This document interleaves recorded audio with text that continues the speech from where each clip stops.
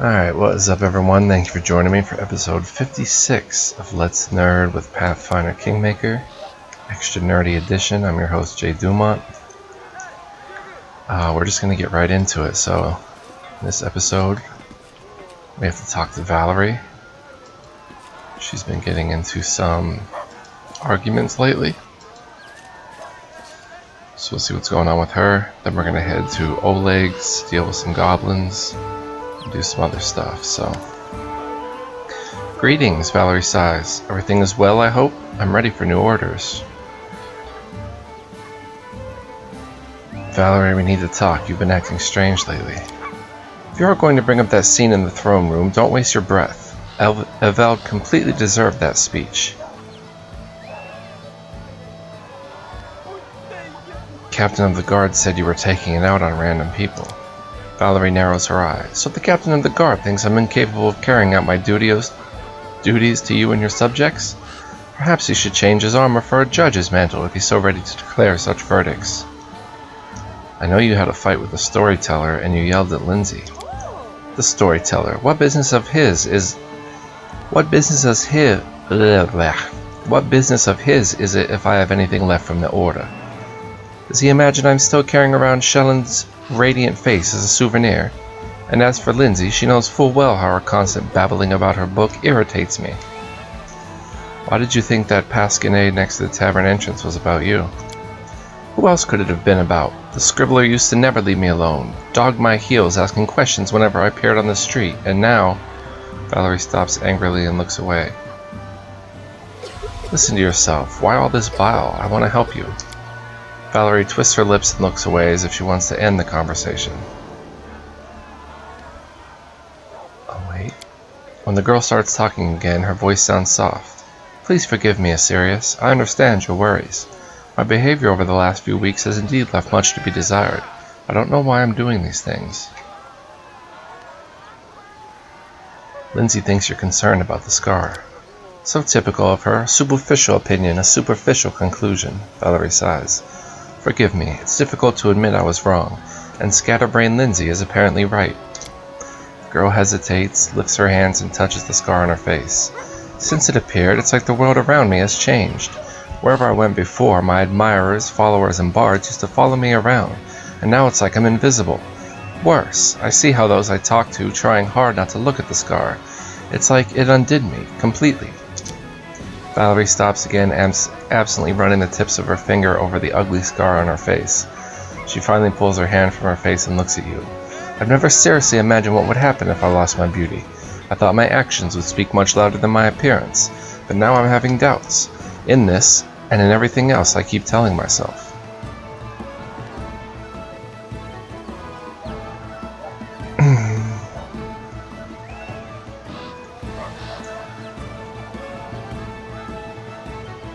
You always said that beauty isn't really important. Are you changing your views now?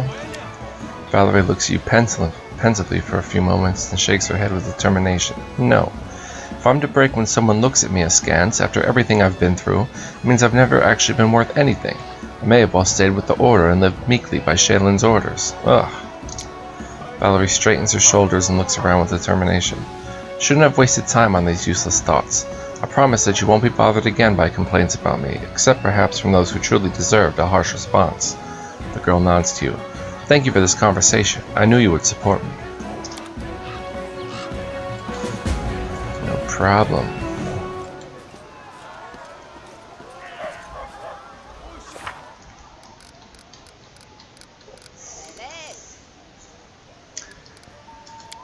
Sometimes a simple conversation is all it takes to resolve a seemingly intractable conflict, especially if that conflict is unfolding inside a person.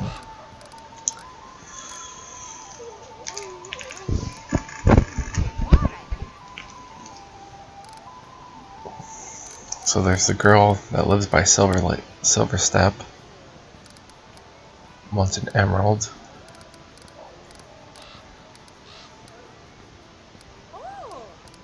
I have to go talk to Shania, and there's the issue with goblins.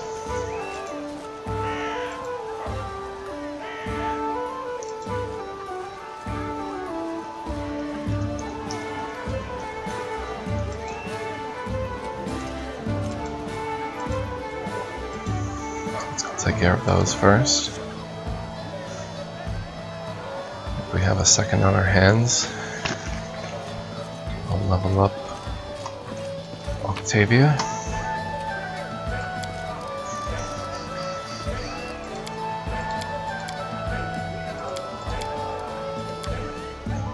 Usual crew.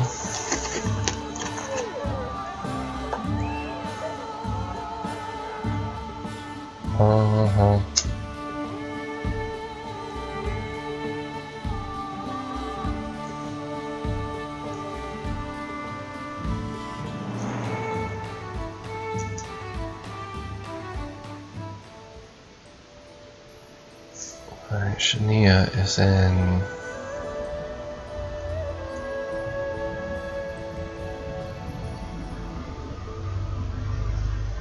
North Gnarlston, right? No, that's Chemo.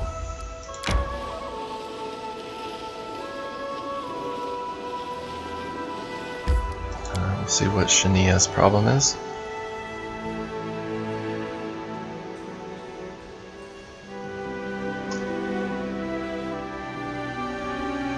I wouldn't want her leaving the realm.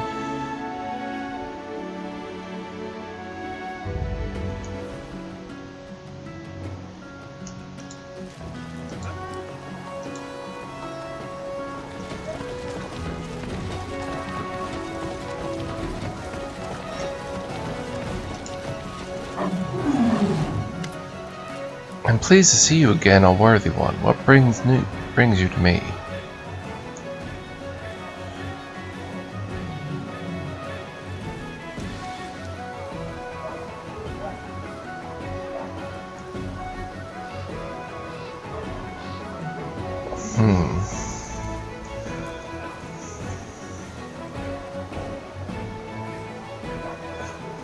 The storyteller has seen that your ancestor was a coward and a failure, not a hero. I'm sorry. The Bujani frowns, but then her face lightens and a smile crosses her lips.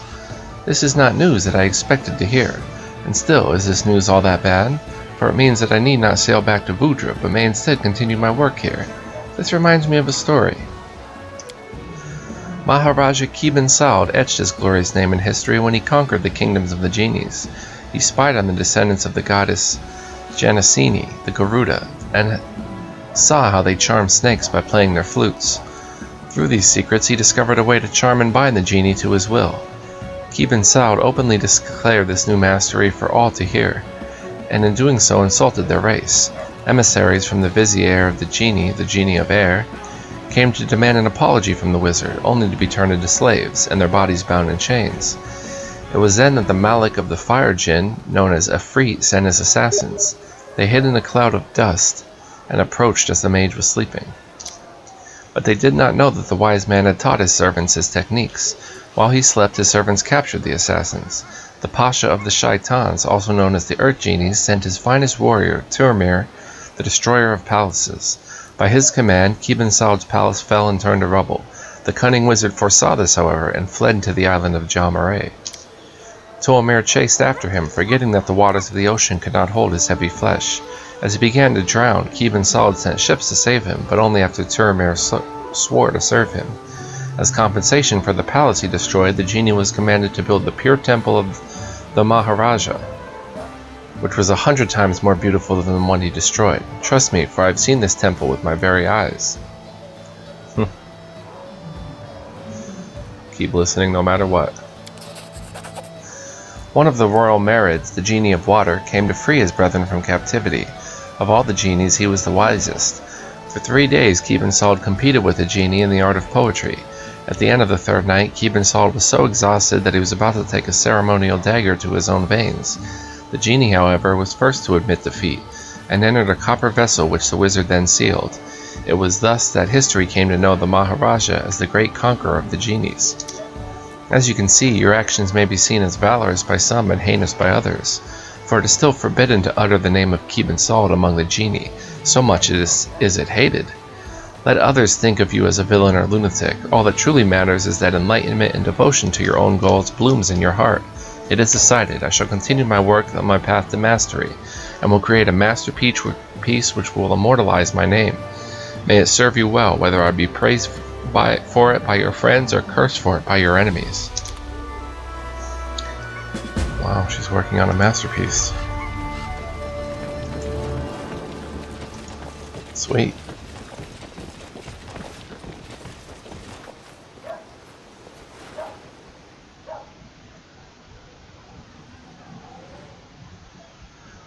See what that turns out to be. Now we have to go to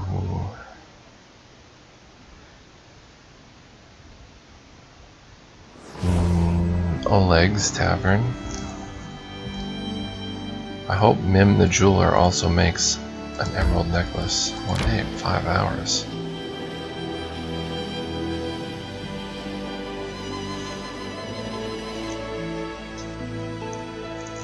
Trouble? In my kingdom? In my kingdom? Regent demands your presence. Alright. Success. Mysterious news. The local citizens are complaining of gigantic multicolored mushrooms. First, circles of mushrooms were found far away from dwellings, but now they've begun to grow on the walls and roofs of local houses.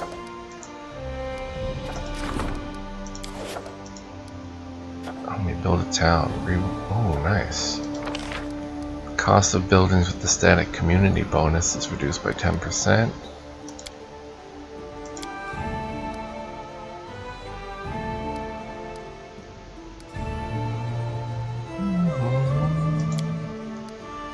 Rebuild one of your villages into a lively town.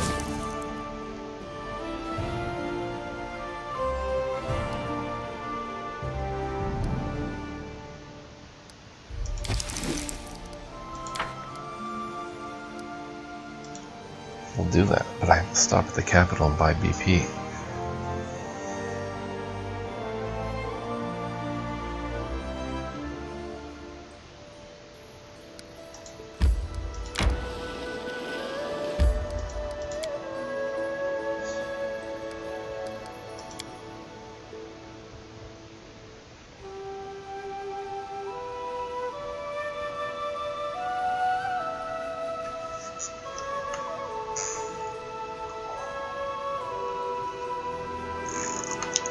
So I'm going to buy some BP, just so I have some in reserve. And then turn one of my lands into a town.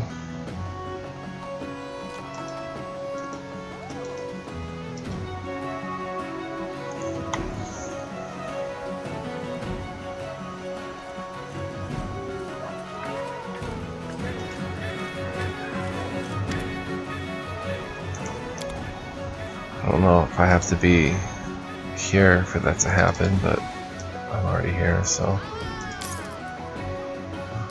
that's all my money. This will be it.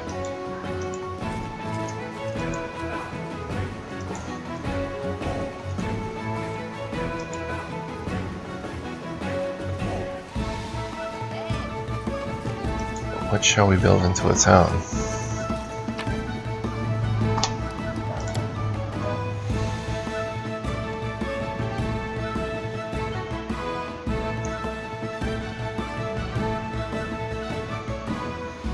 Cameland's Haven.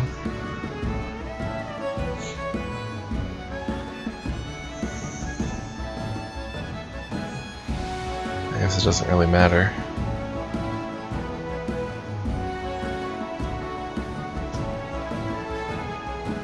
Loading screens are taking forever. Oh my goodness, it is so very long. Oh, hello.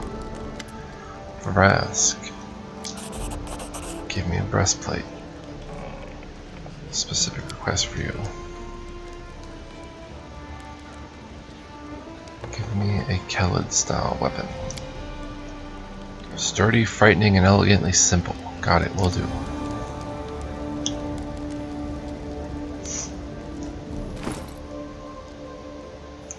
Another breastplate of afterlife.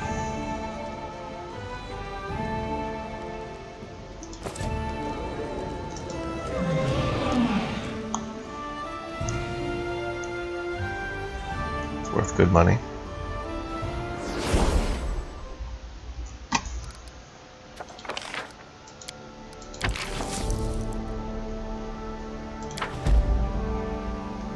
What's happening?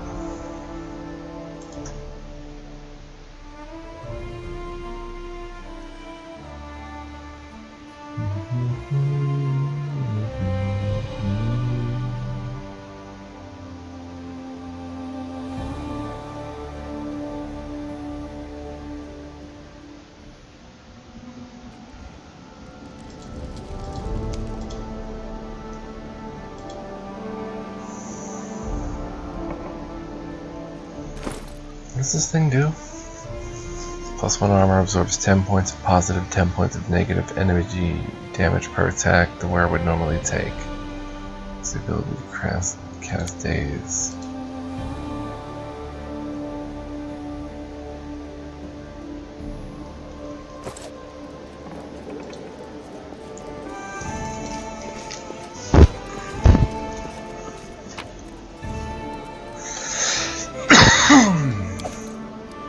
So in a room like the last I was in, where there was negative energy swirling about, every time that hit, 10 damage would be knocked off it.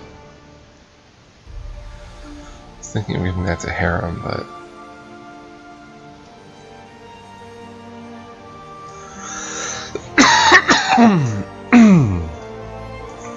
excuse me. Alright, let's just go up and handle these goblins. Head to Silver Step Lake.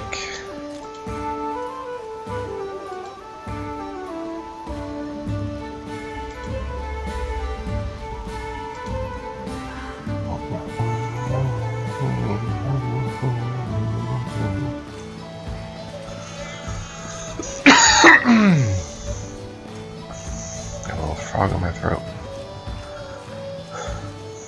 The path is clear.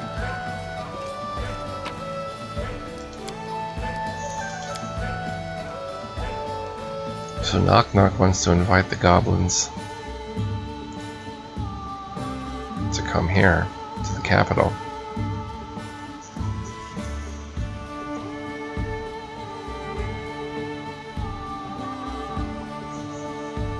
It seems like it could be trouble.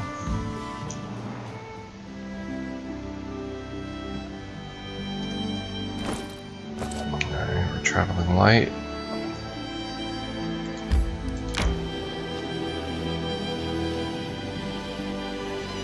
We need a teleporter system. We need to learn that teleport spell from those 3 witches, or 4 witches. More strength fades. Now what's going on in the kingdom?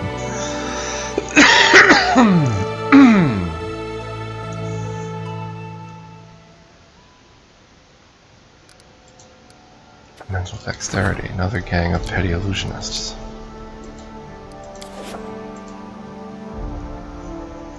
Can't deal with every petty illusionist that comes along, but when they form a gang, then you have to take care of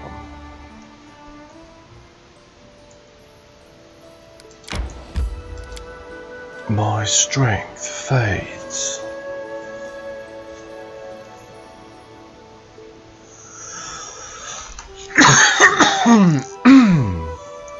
Man, apologize if that's loud on the mic. It's here, it's still there a little bit.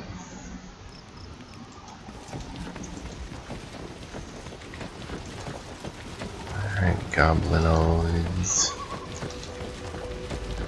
What's going on here? You stumble across an ugly scene, a ragged pile of goblins. They are hiccuping violently, laughing, then hiccuping again. The air is so thick with alcohol fumes, flies lie dead in the dirt, and an odd vinegar smell as well. It appears the goblins have gotten into Oleg's stock and drank deep of its contents. Barrels lie in splinters around the area, not a single one intact. Knock Knock surveys the goblin pile, then glances at you with a shrug. No problem here. Normal day for tribe. Would be worse if holiday. Is this your tribe? Knock Knock sniffs. Yes. He sniffs again, and you suddenly become more aware of the vinegar smell. They've marked us at home. It will be hard to make them leave this home. Though, he glances around in disapproval, it's much smaller than the capital. Capital would have more room for them. Not have to lie in pile. Could be lying down drunk everywhere. He turns to one of the group entwined in the mass. You, running Longlegs, why did you stop running? Why make home here? The goblin lifts his head slightly, his tiny eyes blearily red. His legs are indeed long and folded back almost like a grasshopper. Kept getting chased, no place to settle down. Got hungry, then caught. Then we sent here, and now... Caught by who? Big Shanks, bigger than you. Longlegs blinks and scratches at the side of his head with his foot. Fatter, smelled better, big club, was eating sheep. We tried to share his sheep with us by taking one, a small one, in the night while he snore. But we not asked first, so he got mad. After eating half of us, he gets so full he ready to trade. He say if we find him something to wash other goblins down with because they're still squirming in his gut, he let us go. We knew a place here at Post, but had to sample kegs to be sure. Make them leave or I'll do it myself. Listen, Knock Knock big hero. You do what Knock Knock say, but... Knock Knock frowns, his ear twitching. Tell me where Big Shanks now. When do you expect you back? Did Big Shanks follow you? Oh, there's Big Shanks. That moment, there's another waft of foul air and a shadow falls on the ground. All the goblins in the pile lift their heads at the new arrival. A towering hill giant with his mismatched overalls, a necklace of hands and skulls, and a makeshift club composed of several timbers tied together with rope. He looks very, very angry, not just at the pile of goblins, but the splintered empty barrels. That him, Longlegs says unhelpfully.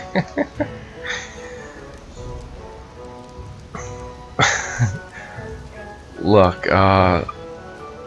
whatever your name is, we don't want any bloodshed. Let's talk about this. The hill giant turns to you as if in challenge, points to himself and gives a rumbling growl akin to gok. Then turns to the goblins. His hand clenches on his club and the growl grows louder. He points at the goblins and points at his belly, the intent clear. The goblins do not respond, not even Longlegs. Their eyes remain wide, frozen. Suddenly Longlegs makes a high-pitched squeak and points at Knock Knock. He our leader! He a hero! He make us drink everything we promised. Also made us eat your sheep. Eat him, an ugly friend. The hill giant snarls, lifts his club, then turns to you and Knock Knock and thrusts out his chin, pounding his chest and giving a thundering series of grunts that sounds like a challenge. Knock Knock blinks. He munguk, he says. Not in the mood to share. He says the half-shanks are their guts, his to eat. You can understand him? I can. Knock Knock seems embarrassed. Got caught by hill giants once. Kept his toy for their kid, until ran away. I'll do something about it. Knock Knock hesitates for a moment, then presents an open palm, taps it with a finger. You suddenly realize he just did what seems to be the goblinoid version of trade. You think he's asking what Mungug want, but not about food, but currency, something of value. To your surprise, Munguk looks sad. His eyebrows collapse and he gives a low grunt. The anger seems to have cooled, and he makes a rumble, staring off into space with a half-lidded gaze. He doesn't seem drunk, merely sad. He gives a grumble, then a sigh, then a low, exhaling rumble. Knock Knock nods, listening, then translates. You think. Munguk not happy. He not hungry, just lonely. Says, came here looking for mate to be happy. Knock Knock wrinkles his face in disgust and shivers. Still he keeps going. But when he come, no wife. Goblin takes his favorite half-sheep entrails. Drink the liquor he sent for them for. And he have nothing. If you look at the entire situation from his point of view, the poor lad. Do you think he'd like a Miri?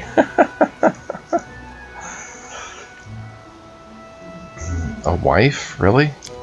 Sad for him. Knock Knock gives a shiver and a nod, then pauses. Cutting off legs be better than finding mate.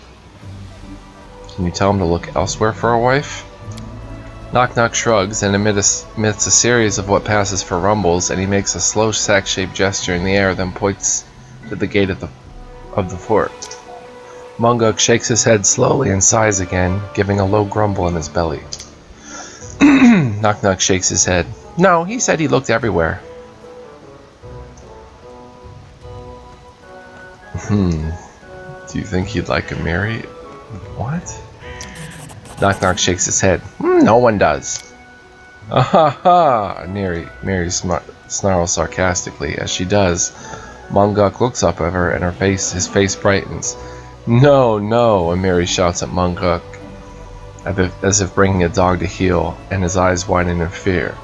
No, don't you think of it. Stay back or I'll cut your legs off so you can sit here and rot. Munguk looks pained, then sighs. Amiri continues glaring at Munguk as if on guard in case of his renewed interest. He's a slow one, but in some tribes they send the dumb men off to, go do something to earn his right to marry. Only smart men come back, or not take a wife, she shrugs. Or I could just hack off his legs, let him bleed out. Knock Knock shivers and pauses. Cutting off legs be better than finding mate. Well... send him somewhere. Knock Knock gives a reluctant nod, then makes an interrogatory grumble. Munguk looks confused, at which Knock Knock repeats himself more firmly. He traces his finger across his palm as if providing a map, and the giant looks blearily at it. Munguk absorbs this dully, then glances at the goblin. He gives a short, dismissive grunt, then glances back at Knock Knock and shrugs. Then, to your surprise, he lumbers out, club over his shoulder. What did you say to him? Just make sense to him with words, like real hero. Knock Knock puts up triumphantly. Send Munguk to capital. Lots of women. He have all he need to choose wife. Serious, it may be time to put an end to this madness. This prank has gone overboard.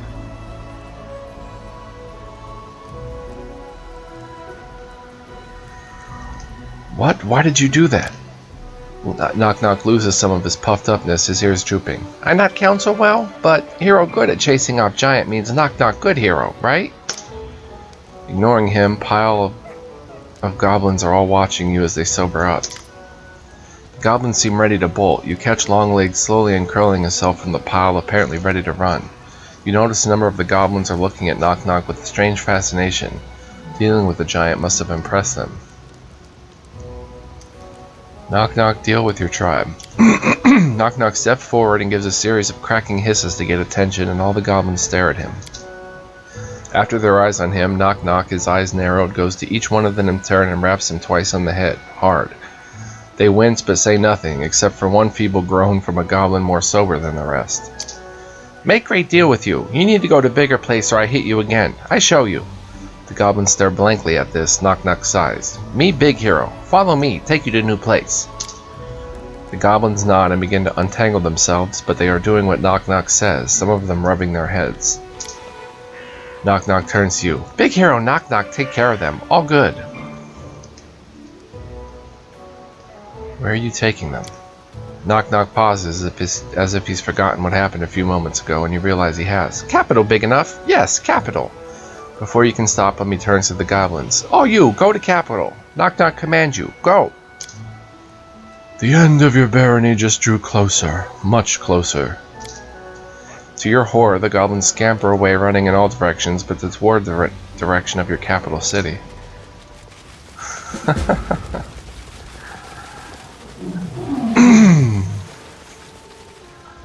Oh my.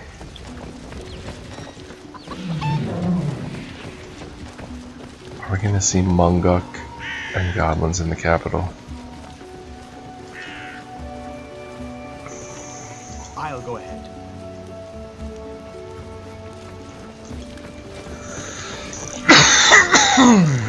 Excuse me.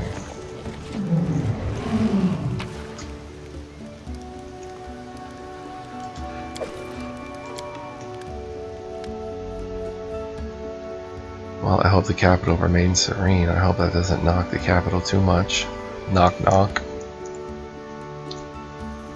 Can't even begin to imagine what it's like to stand face to face with your mortal enemy. Maestro Janus has done immense harm to Octavia, but when innocent lives got in the way, she did a good thing.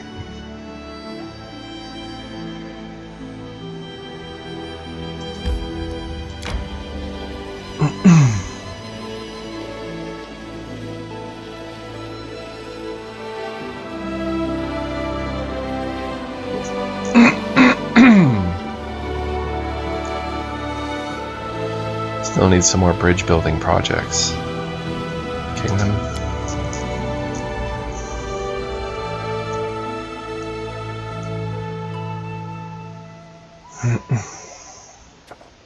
Undead sightings, Mongok's drunken rage, troubled minds.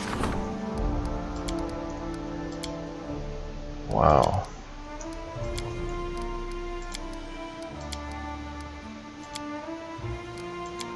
Everybody's busy.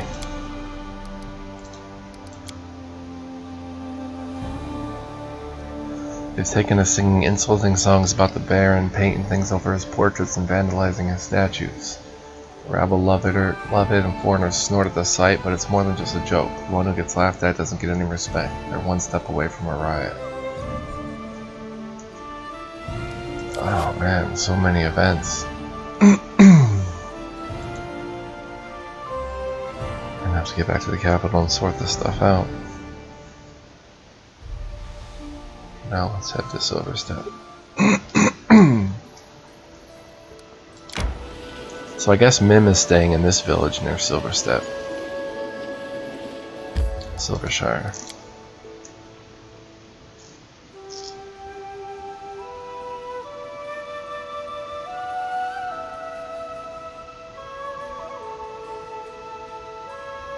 Let's see if there's any crafters here.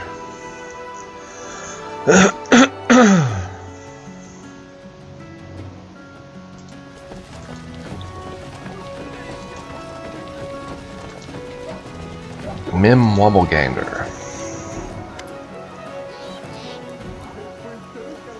Aha! The girl looks at you with eager impatience. So what about my request? Here is your emerald. Mim's eyes flash. Look at that color and the size. An excellent item. Finally I'll be able to bring my idea to life. Wonderful. I'm ready to remain here and work for your grace. I only need a place to live and work. I've brought all the necessary tools. All I need is 4 walls and a roof and a salary, of course. I do need to eat, but I'll make it up to you. So I guess she'll craft the emerald necklace, maybe? Anyone else here? Or just Mim? Mim's the word.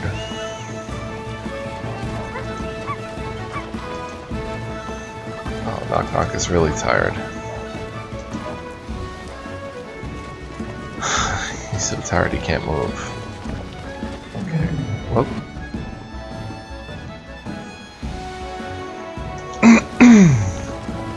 Can rest here free of charge. I forgot about that.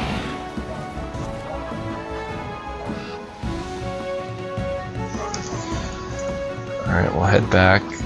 Build a place for Mim. Try to sort out some of this madness. And the DC checks are getting pretty high. Hope I can keep up.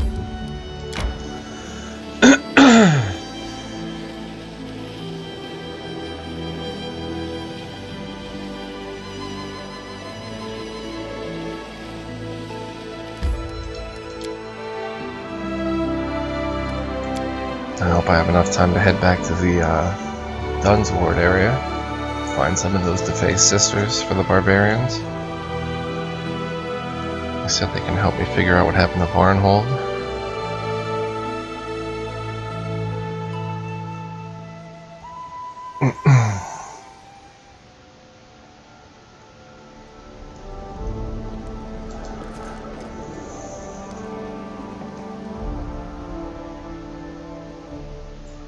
So that takes care of all the quests. Let's see.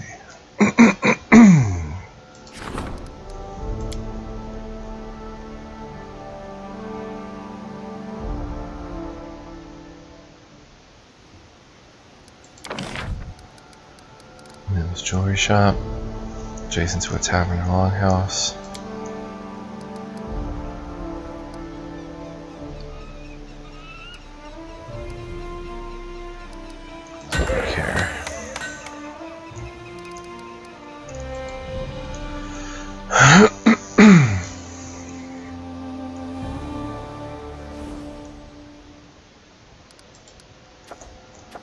Looks drunken rage. We have to deal with Munguk and get him out of the barony by whatever means possible, ideally without killing the melancholy giant. It's got 27 days left. Oh boy. 3 days.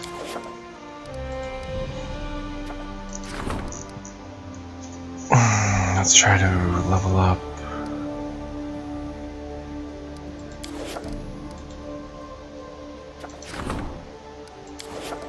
Can we rank up Octavia right now? No.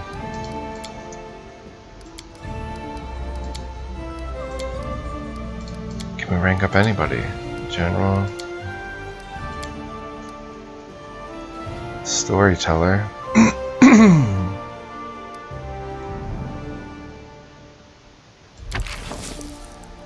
Guess we'll do that. Drunken giant is scaring our peasants.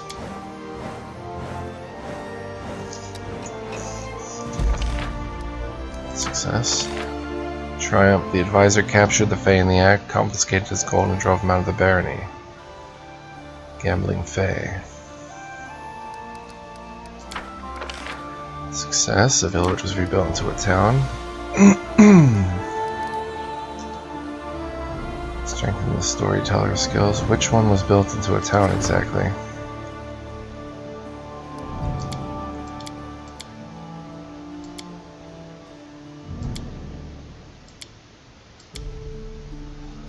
Silvershire? Settlement can be upgraded to the next level. Okay.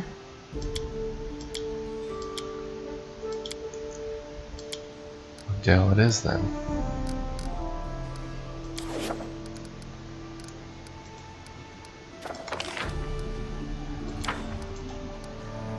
High Priest seeks your advice.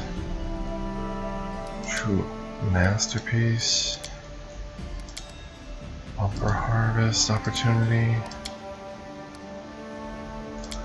It's this rusty dogs, and why is it taking so long?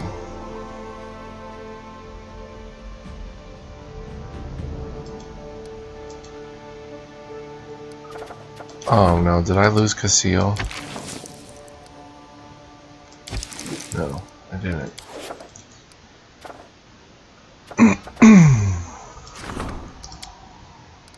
Casil's gonna have to handle this.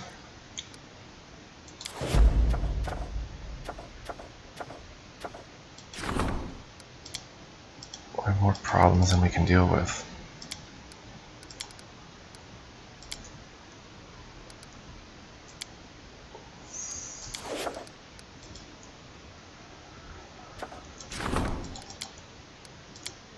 Alright, let's see what the High Priest wants.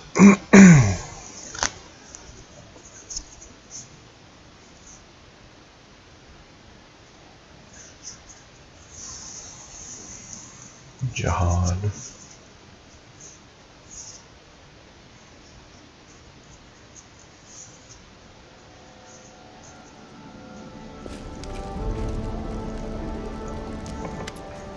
Your Grace, we need another advisor who's equipped to deal with issues of magic.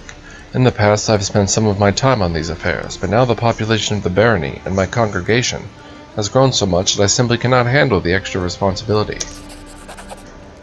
Oh, and another thing. A delegation of Nethys worshippers have come to him from Absalom. They've dragged a miniature of some magical library with them. They say they want to build it here in your capital. If I were you, I'd send them back the way they came. We've enough on our plate without the crazy projects of a crazy god. The all-seeing eye. We shall build this library of magic. It will spur the development of magical arts, mystical arts. The priest sighs heavily. As you wish, but with Erastil as my witness, this will not lead to much good. Let me be frank, Your Grace. I've been in this position too long, and each day I feel more worthless. You should find yourself another high priest, someone more flexible. As for me, I'm too old to argue or play your tutor now and again. The priest bows and turns away. Did Jihad just resign? Bakken brings an oil of enhancement. Have something specific. one of your alchemical items.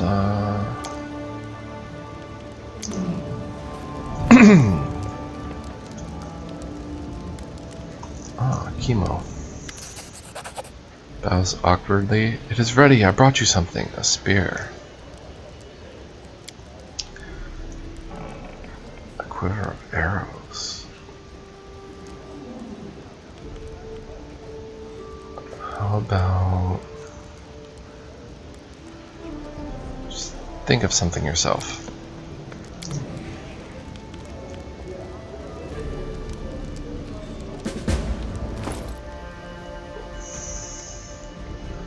Another spike defender.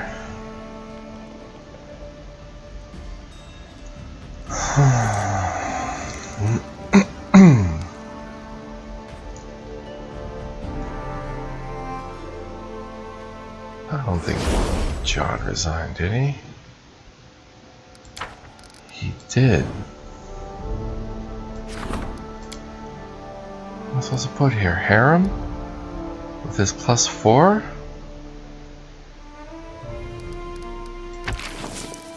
Oh, that's bad. Advisor for magic. The Magister is responsible for all matters pertaining to magic, says laws of governing the spells and artifacts, as well as the growth and development of magical arts in the realm.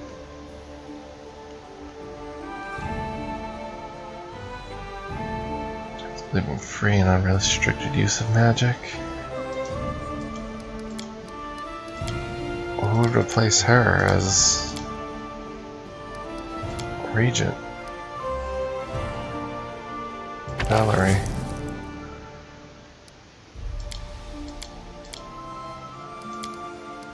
And Octavia.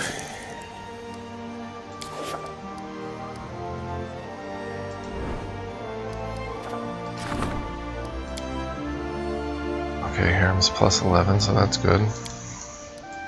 Man, Jihad resigned on me. That's rough.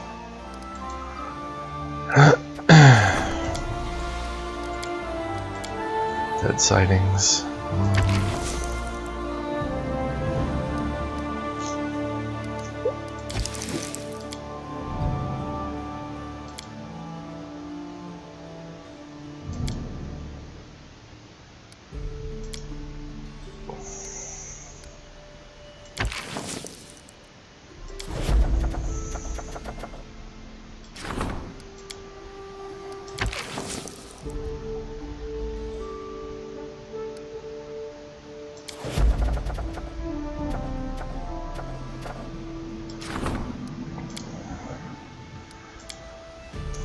Days. Let's rank up.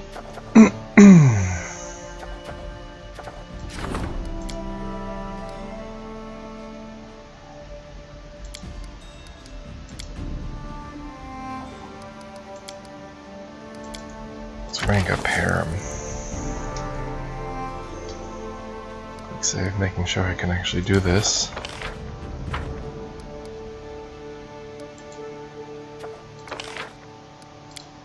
Size 3 and Tartuk.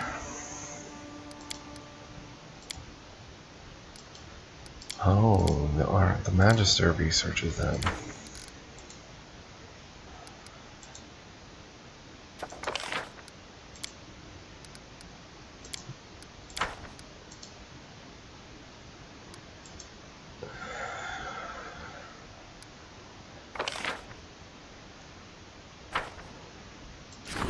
I need more stability, man. My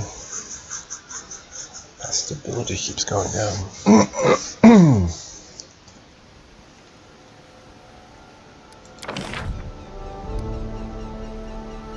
Jason to a longhouse. Oh, I put that in a bad spot.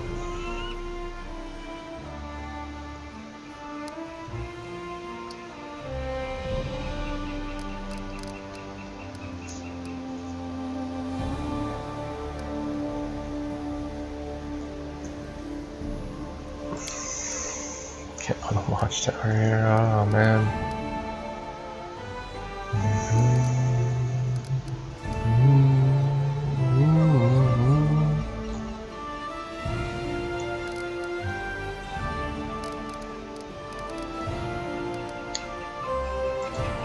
Let's go to Wooddale.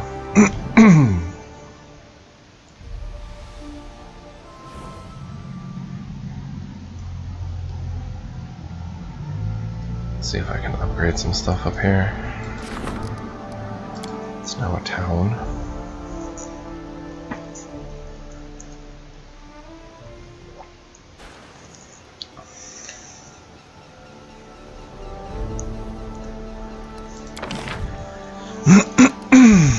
Cool.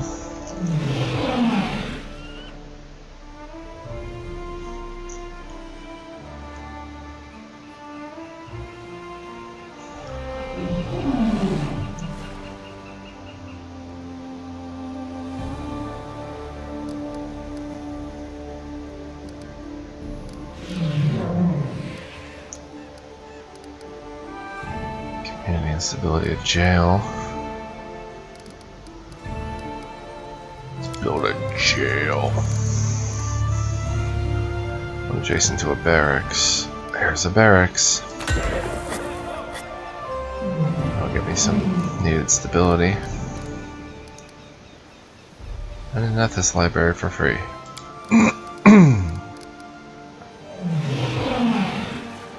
Counts as a library.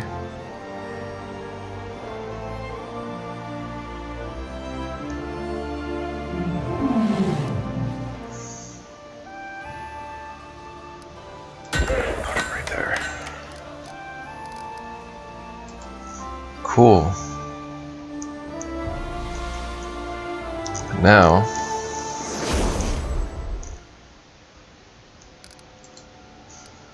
all these events.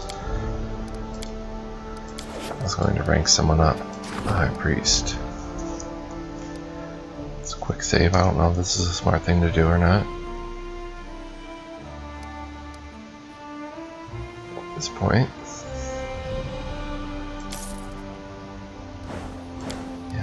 Is still causing trouble. Not much I can do about it. Success. Failure with the rusty dogs. Failure with the undead sightings. Went down. Failure with undead sightings. The counselor convinced the court healer to speak before the citizens, but his speech had no effect. But we got some plus. Failure for some reason. Failure on mental dexterity. Oh wait, I don't think we really got pluses on that because our stability is still 34. Alina begs for an audience.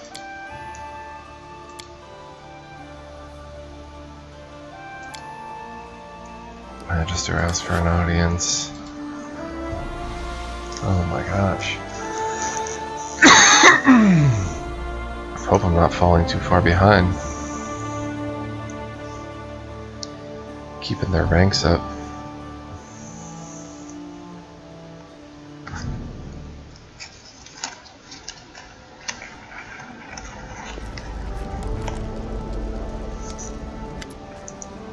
Octavia grins from ear to ear. Your barony attracts the most unusual and interesting characters. They must have heard the rumors that your country is a place where one can live without chains and restrictions.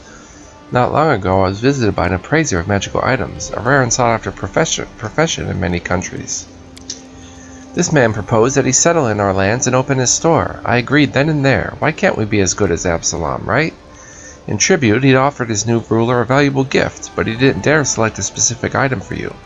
Instead, he simply invites you to choose from all the finest things he keeps in his best storerooms. Octavia hands you a small list written on a piece of parchment in ornate handwriting. We'd best not be greedy and just choose one item. You look through the list. The appraiser offers you a choice of 3 magical items. One of them attracts good weather and good luck. The second one allows you to dominate animals, and the third one to influence the emotions of sentient creatures. Attracts good weather and good luck. That sounds pretty good. Great, I'll express your gratitude to the appraiser. Awesome.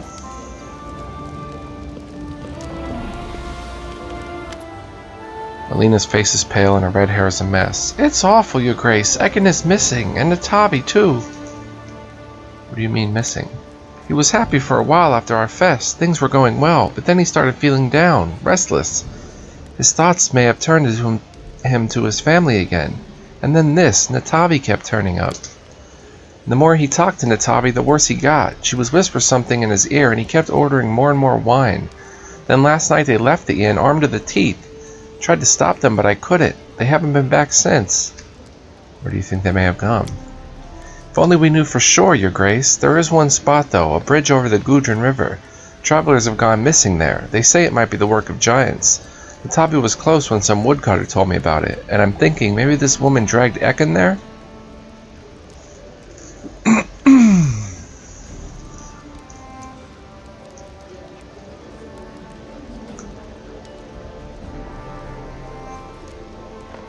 You did your duty by warning me, and I'm grateful. I'll set off to find them immediately. Praise the Rastal. Thank you, Your Grace. Alright, we'll head to the bridge. Who's this now? Sherelle, the half-elf. Alright. Brought me a cloth. How about... As a tailor, you should know what's best missing from my wardrobe. It will look irresistible in the clothing I'll make for you. A cloth. Unnatural robe, negative energy resistance 10, plus 2 will. Cast Phantasmal Killer spell once per day.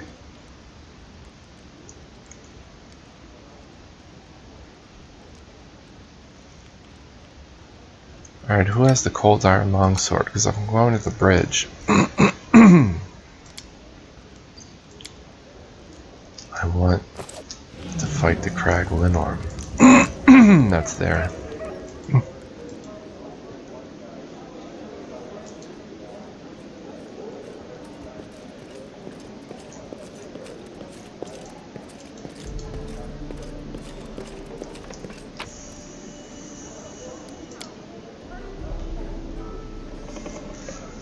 I mean, I hate to say it, but I might have to turn on Invincible Kingdom at some point if I can't keep up with these events. I mean, the events that have the DC checks of 22, 25, they're getting harder and harder, and my characters need to rank up more to have a better shot of doing them. Be right back. Alright, so let's get back to it. I'm just gonna head in here. Let's see if I have an amulet of natural armor. Actually, I should take it off someone instead of the Heart of Ira, because the Heart of Ira also damages your own companions. It's kind of a high risk, high reward type thing. I'm probably not going to use it.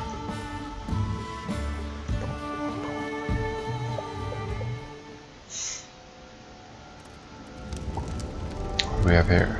Little wizard hat.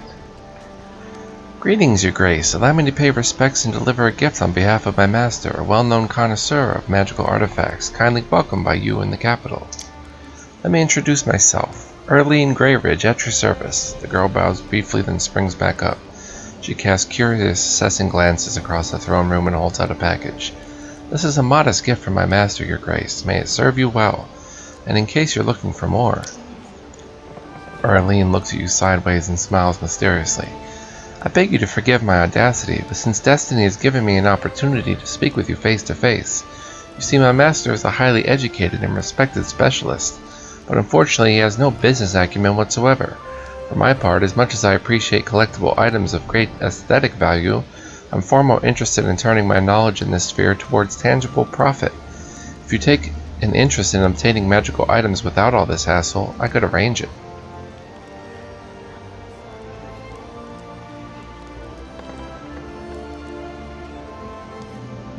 Tell me more about your offer.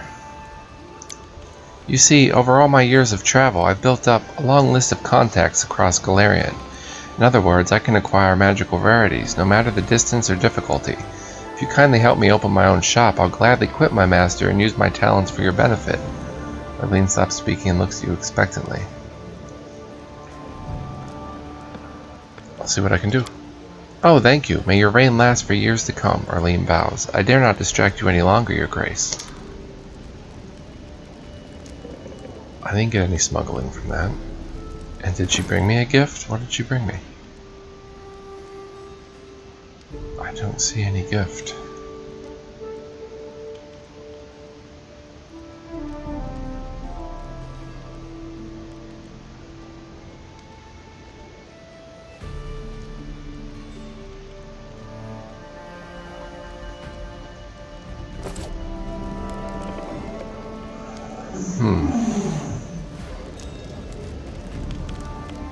Alright, so I'm going to take a natural armor +2. Maybe off, like, Lindsay. I'll put that on instead of the Heart of Ira. Take my AC to 30. Drop the Heart of Ira in the box.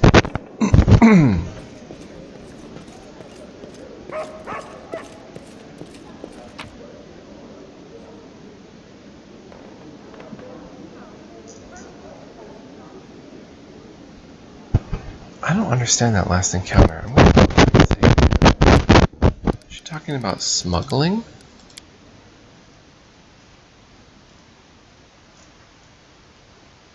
I don't understand. Smuggling what? She has contacts across Galarian? Let me see what she meant by that. I don't really understand what she was saying there.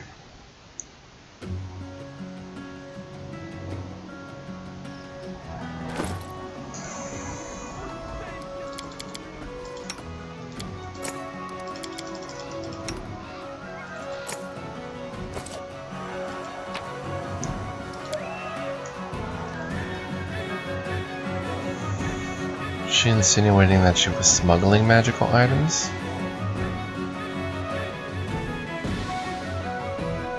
Who was her master anyway? The guy we let build. Octavia let build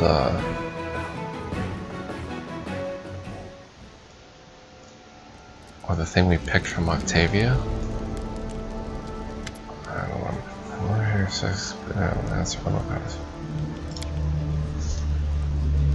Right, Octavia gave me a list of 3 things to pick, and I picked one. In case you're looking for more, I beg you to forgive my audacity, but since Destiny's giving me the opportunity to see my master's at.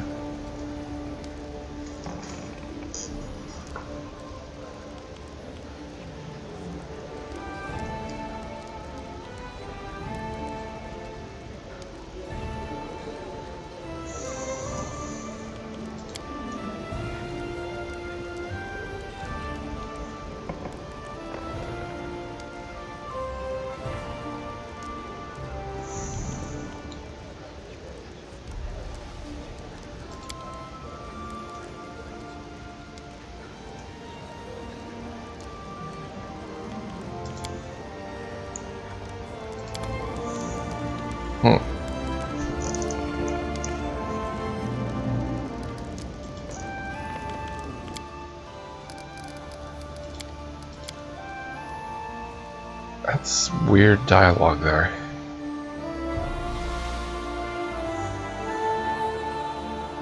I'll let her join.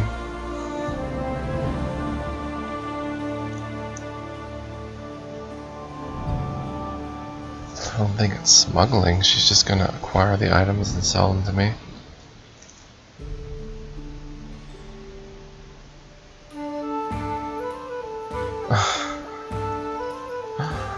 I don't get it.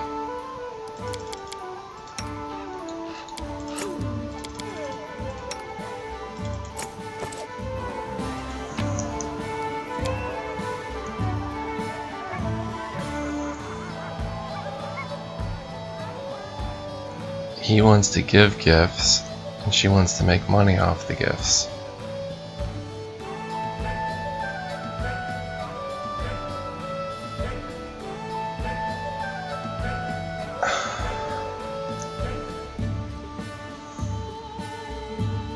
I still don't understand it.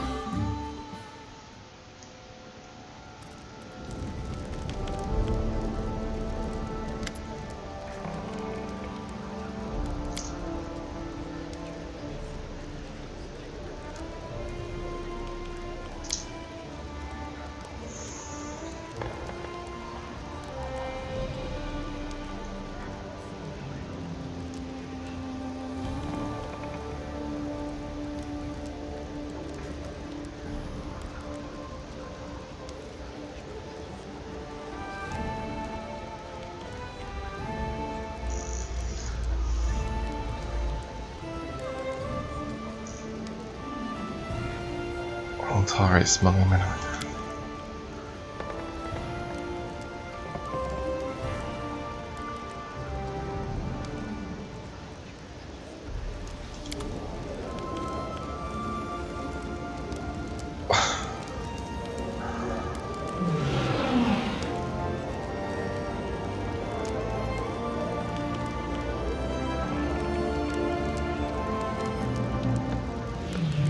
I still don't get it. And we didn't even receive an item from him.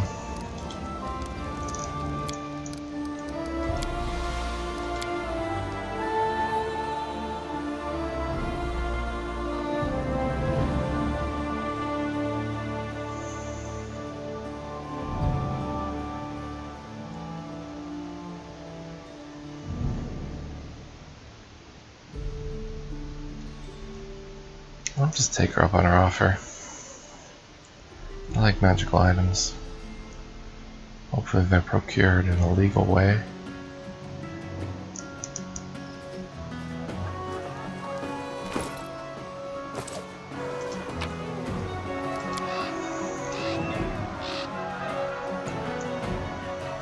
She wants to sell me magical items or open a shop of magical items in the city.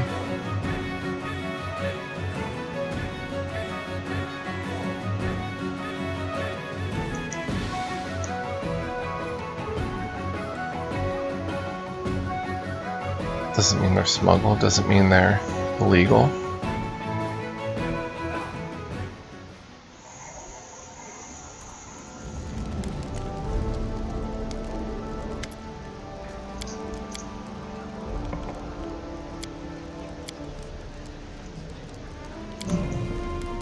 Let's see if we can build her shop.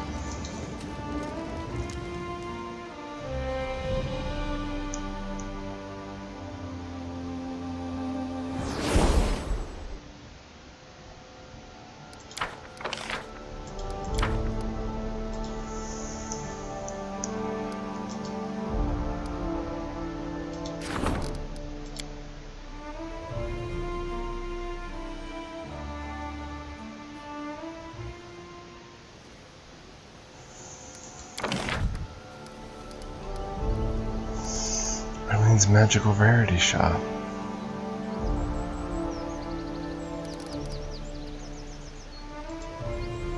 Yes, this is good, this is good. We'll build that in Wooddale.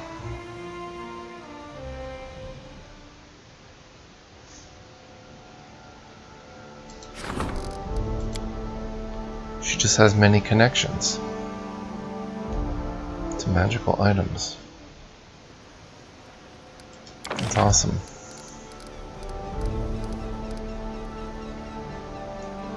Oh, I can only build it in the capital.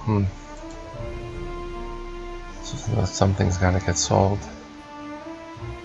Sorry, Lindsay, your school might have to go. Not your school, but when she was curator, she wanted a school built.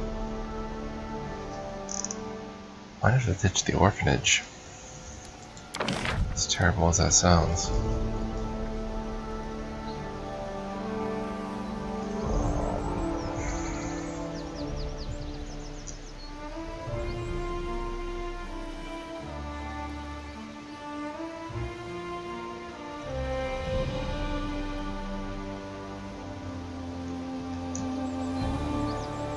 Support loyalty.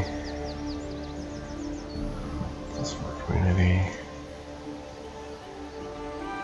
Well, school's gonna have to go.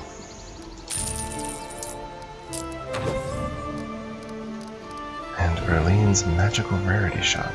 What's up?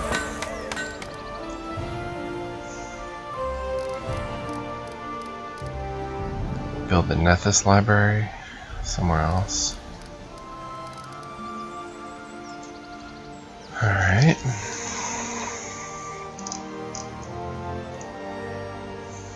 Let's go find Ekin.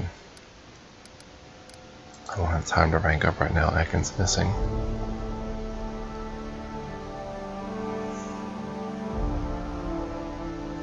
So we'll go to the bridge over the Gudrun. We will...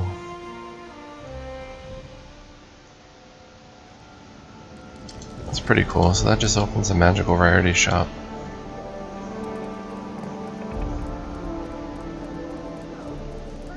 Sirius now has the second best AC in the group.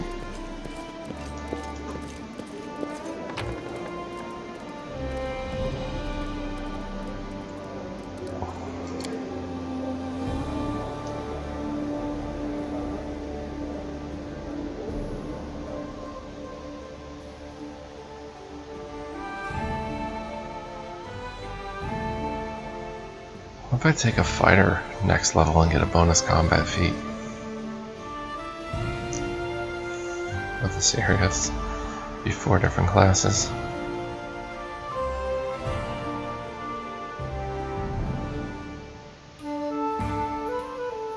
I'd like to get an exotic weapons proficiency in Kama so I can use the Persecutor.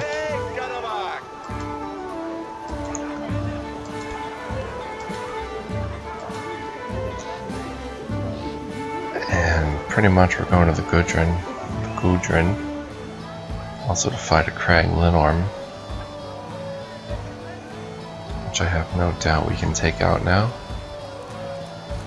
Just for the XP and saying we did it. There's not much value in saying we did it, but just for the XP basically.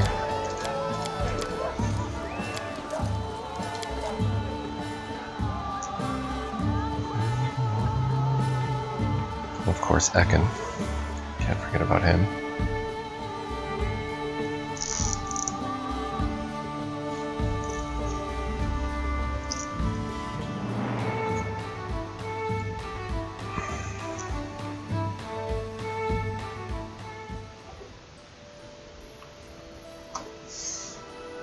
Away we go.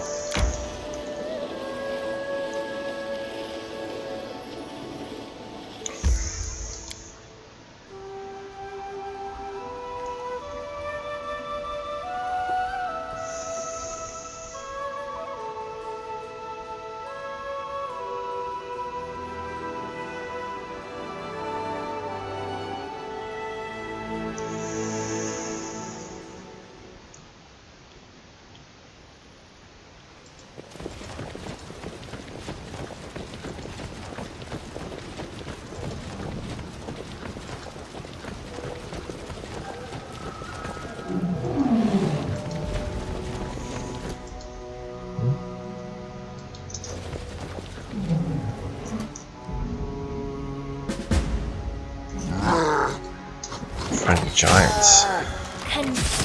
To victory! Why are we fighting hill giants? A solid plan.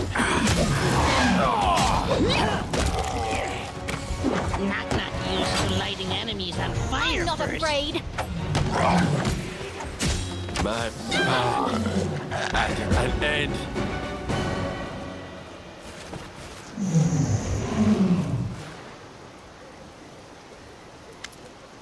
Ekin is so tired he looks barely able to speak. Sirius. Tabe greets you with a nod. I'm glad you decided to join us, Your Grace.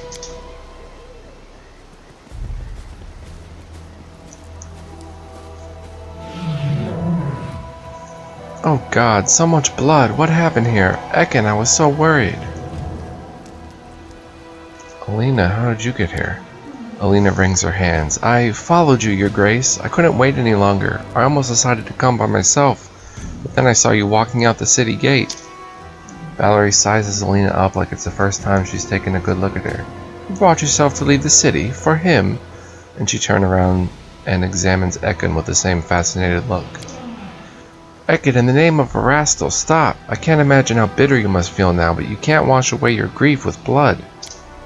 You have to say farewell to your family, honor their memory, and let the gods have mercy on their souls. Only then you'll be able to start a new life. Alina gulps nervously and looks at everyone present. Please, let's all go home. Octavia bites her lip. I understand what moves you, Ekin. Callistria is my witness. I'd hunt the Technic League for my entire life. But that's not really life, it's a curse. Why did you leave? To pay for blood with blood, the ghosts of murdered innocents scream for justice. Fate itself has destined Ekin to be an avenger. What? What are you saying? I knew it was you pouring poison into Ekin's ears. Tavi's eyes flare with malicious fire. But Kargat is dead. Isn't that revenge enough, Ekin? Ekin furrows his forehead, the wrinkle between his brows growing deeper and deeper. I don't know. Where have you been all this time? Hunting. Killed the first two. The others ran away. But we drove them here again. We can't waste time. The giants could escape again. We need to finish what we started.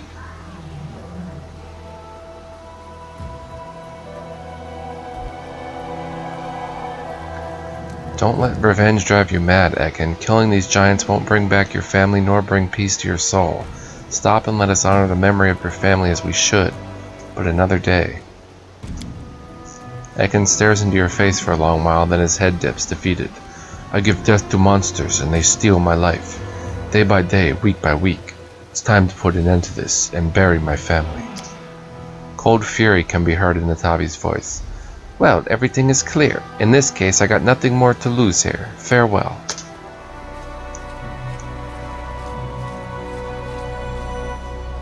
Ekin is silent for a few moments as if gathering his strength. Finally he nods and looks up to you. It is decided. I know what to do. Come where we first met. It is an important place. Good for farewells. Will do. You guys be careful on the roads out there.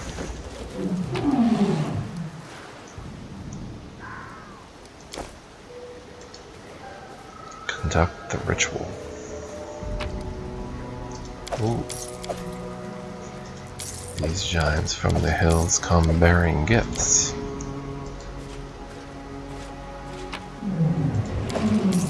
Two of you really took down all these hill giants?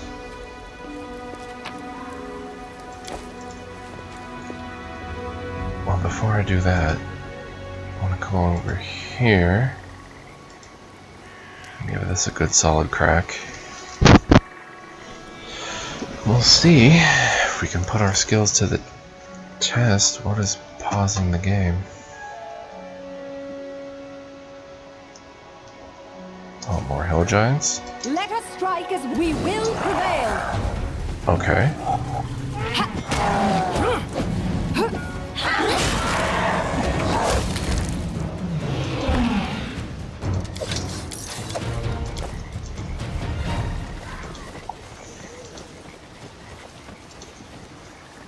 There's giants in them there hills.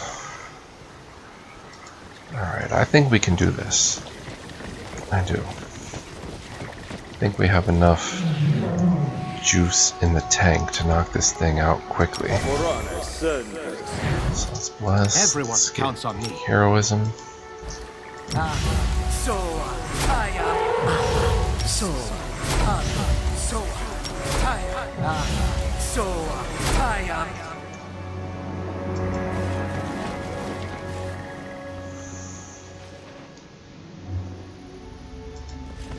Let's give it a shot.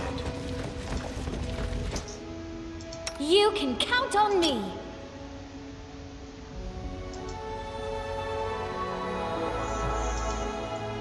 I won't let you down. Enemy near. Oh my gosh, it's almost dead already. Alright, now stick it with the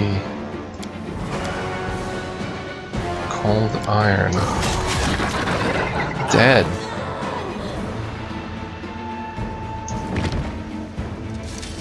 Oh, Octavia burned a bit. Wow, that was quick. Oh, we got Lindworm scale, 625. Cool. That was easy. Kind of. We did take some damage. Yes, I'm still in. And this is where we found the Earthbreaker. The path is clear. Be right back. Man, I wonder if that's like record time for the Kraglin Orb. Unless you come back at like level 16 and just kill it in one shot. That's pretty cool. How much XP did we get for that?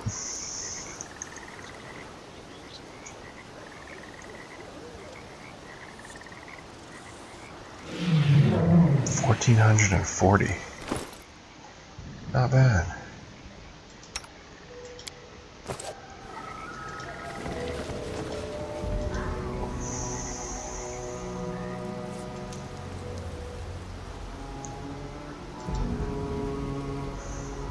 Avenged Ekin with the Hill Giants anyway.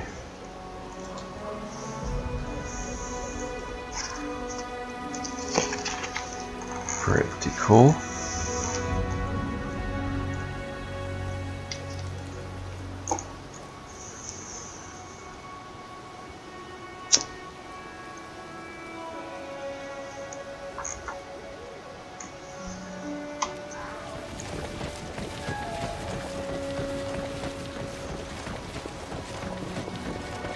Should look in the log to see who was doing so much damage.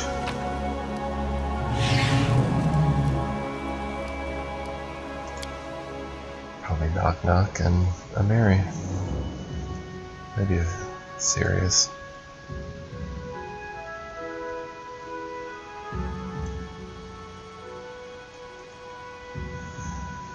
So imagine our surprise when finding innocent lives standing between him and his long-awaited revenge. He held control of his cruel temper.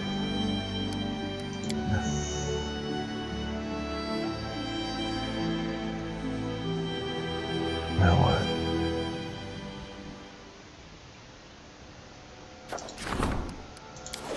Yes, we're going to support the Magister.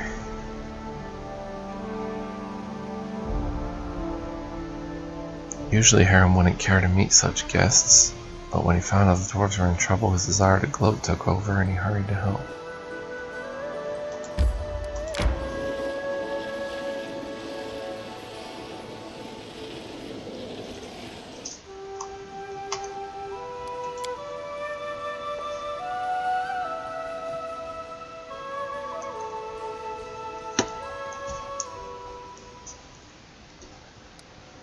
Advisors. Oh, Ekin's missing. Lindsay is waiting for a personal audience. Undead Cyclops attack.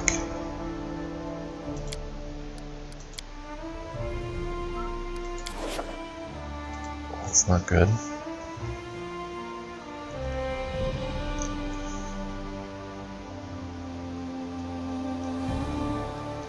We have to do this ritual, come back and level up Harem.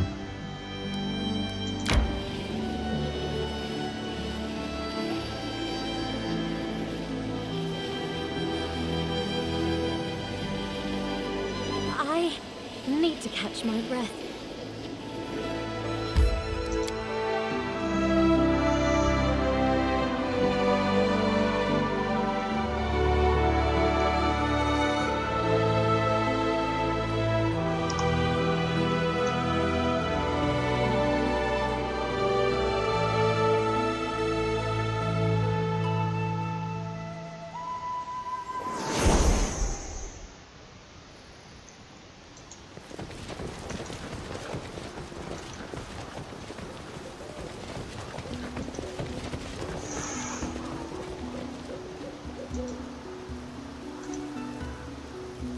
Ekin and Akbal.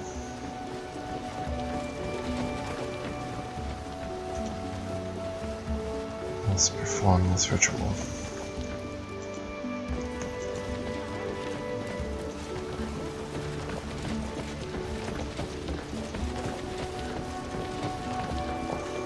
guess I just call it dog now. It's smaller. Ekin nods at you. His face is softer and at the same time more resolute than usual. Octavia looks at Ekin, biting her lip. My condolences. The ranger's dark eyes are directed your way. You've come. Thank you. How could I not? Nodding gratefully, Ekin steps aside.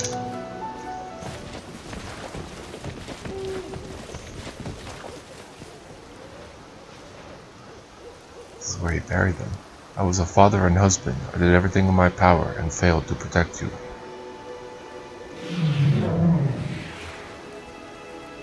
I can't fix this, but I can keep others from such a loss. Someday my hands will fail to draw my bow and we'll be together again. Oh. Until then, my place is here. Rest in peace.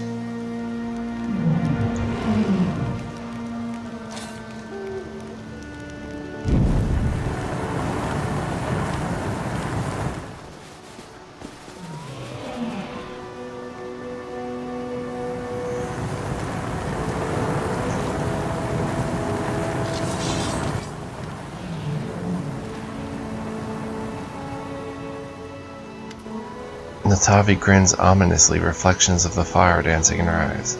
Here I am, did you miss me? Why are you here? After hunting, Alina dared raise her voice at me, and insulting a Calistria priestess is a sin that can only be washed away with blood. Natavi's voice rings through the wood. Out of my way. Ekin's eyes narrow. No. I knew you'd say that, and you showed such promise. What is this world coming to when the sacred flame of vengeance can't be lit, even in a warrior who lost his family? Milk runs through your veins, not blood. I was wrong about you. Well, I promise you to the goddess, and she will get you, but as a sacrifice, not a weapon of vengeance. Harem lets out a dark chuckle. What would your giddy goddess note of sacrifice, We are all doomed to be sacrificed upon the altar of Brodus, but it seems you will have to wait for that time in the boneyard. I'm so tired of all this yakking. Mary grips her sword. Lay down your weapon, Natavi. That's an order. Natavi spits at your feet. Come and get it. You did not fight back. Best kind of fight. A solid plan. Uh-oh, people coming from this way.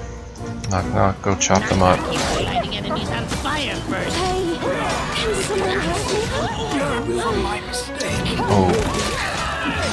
This is actually tough.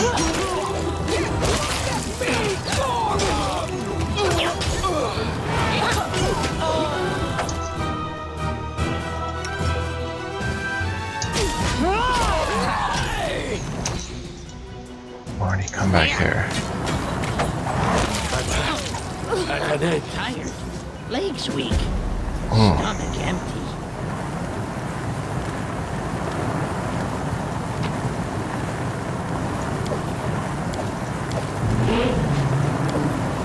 They were pretty tough.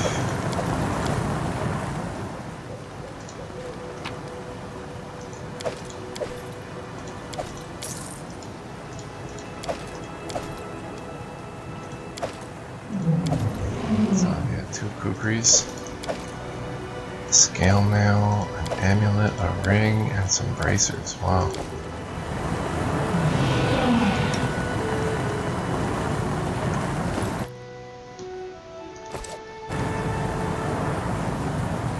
I feel tired.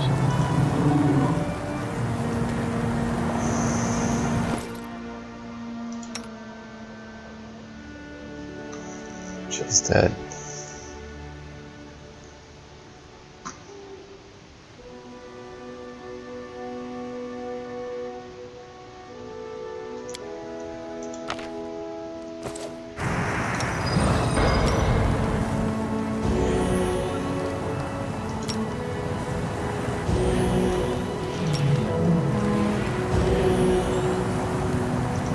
Sorry that happened, Ekin.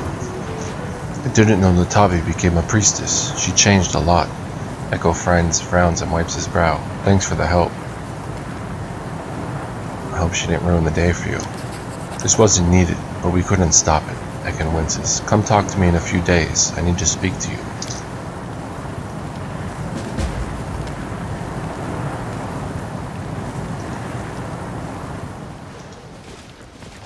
Will do.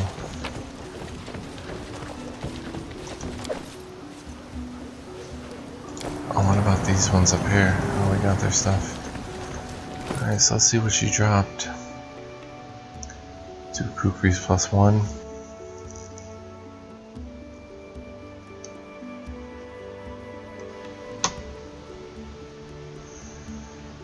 Devourer of Metal.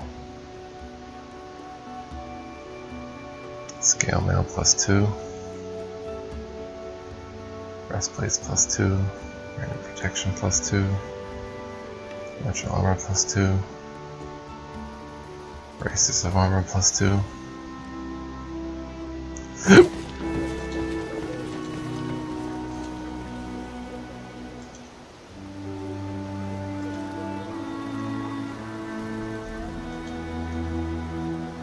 What if I talk to Ekin? Do I have to come back here?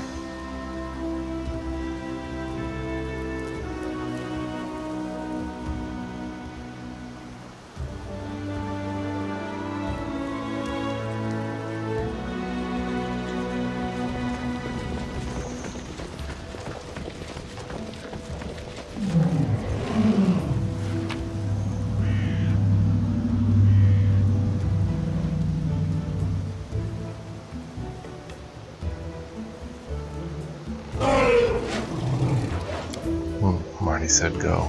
Well, let's go. Maestro Janusz has done immense harm to Octavia, but when innocent lads got in the way of her long-awaited revenge, she gave up the chase rather than betray her principles. Even though Janusz managed to escape, the visit to the Technic's League lair was not in vain. In the Maestro's paper, Octavia found a clue promising to unravel the mysteries of her origins.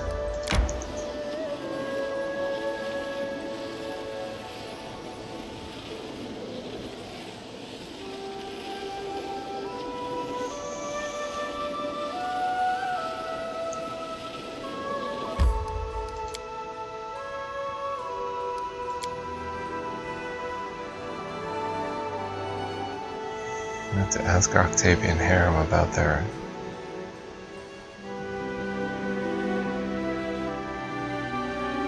what they thought of that.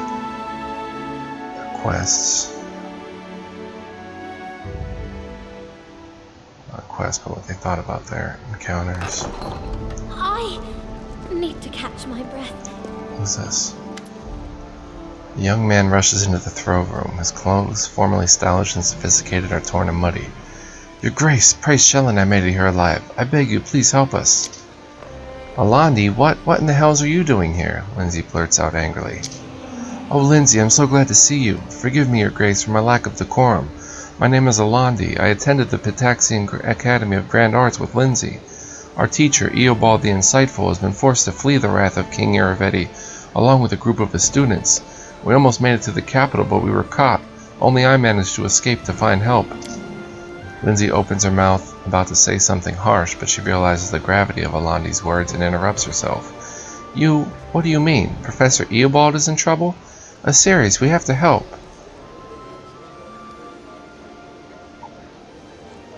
Who's Eobald the Insightful? He's a prominent researcher, a gatherer of myths and legends, authors of many essays on history and literary theory. Any cultured ruler would be glad to welcome such a beacon of learning. Professor Eobald was one of the wisest people in the whole academy, maybe in all the river kingdoms. I knew the king would kick him out sooner or later. Like I told you, Iravetti isn't interested in sages and scientists, he just wants bootlickers and toadies. Why did you run from Iravetti? King Iravetti's a jealous ruler. He doesn't intend to hand the title of the region's cultural capital over to anyone. He may have thrown out teacher of the academy, but he'd rather see Eobald dead than working for any of Pitax's neighbors. And if the refugees return to Pitax, they won't be spared the chopping block. Why didn't you send word in advance? Iravetti has spies everywhere. If our teacher had tried to contact you, we wouldn't have made it out of Pitax at all. Why come to my lands? One of the Academy's most talented students already found shelter here after fleeing the tyrant's wrath. Alandi bows politely to Lindsay. Your books are quite popular in Patax. They're a living reminder that culture yet blooms beyond Iravetti's reach. We had hoped, Your Grace, that you would take us under protection as well. Lindsay winces but says nothing. Something wrong, Lindsay? No, yes, not important right now. We need to save Professor Eobald as soon as possible. Where will we find Eobald and his students? Iravetti's thugs caught up with us near a giant tree, a sycamore I think. If you go immediately, you should have time to intercept them. Fine, we'll help your teacher. Thank you, Your Grace. You won't regret it. I'll hurry back to the tree. I can't believe Iravetti actually kicked out Professor Eobald. Well, it's his loss. We'll save him. Just don't go without me. I miss my old teacher terribly.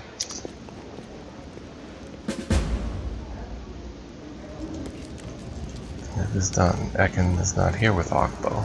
I guess he is. Ekin, you good, bro? Ekin greets you with a nod. I wanted to thank you. For what? Ekin looks confused for a moment, fighting for the right words. For helping me find the way. I understand, Ekin. You're welcome. Ekin sighs relieved. I am glad I met you, and I can be here. Here I am of use. Alina is also glad that I made up my mind. Gave me armor, so that I'd be more careful. I didn't expect it, but the armor is welcome. Have you settled on your plans for the future? I want to stay here. Protecting people is my destiny. I accept that now. The river of life carried me for a long time, powerless and still. Now I know how to swim. Alright. Good stuff.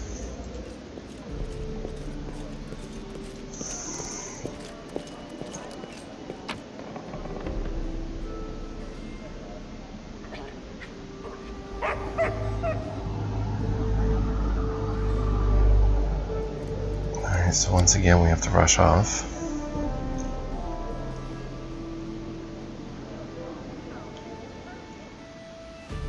Oh, Professor Eobald.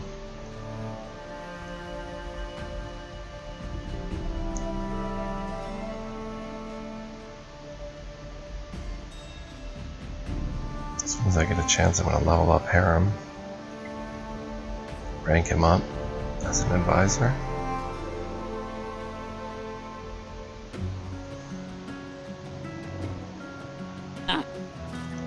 I'll go ahead.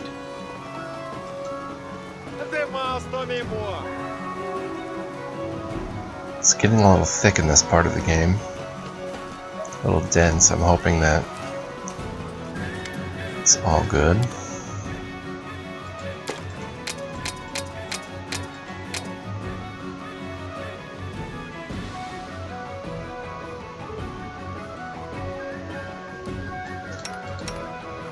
Oh, he has to put his torch back on.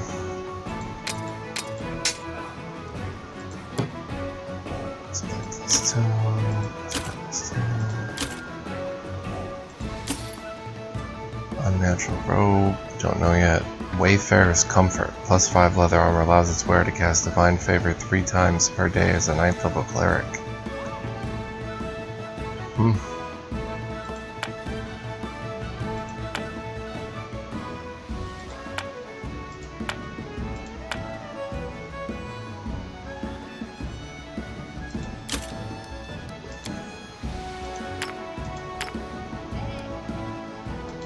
Sounds like a good deal.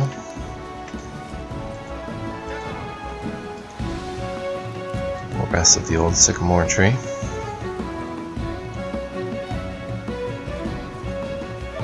Hopefully Eobald can last well.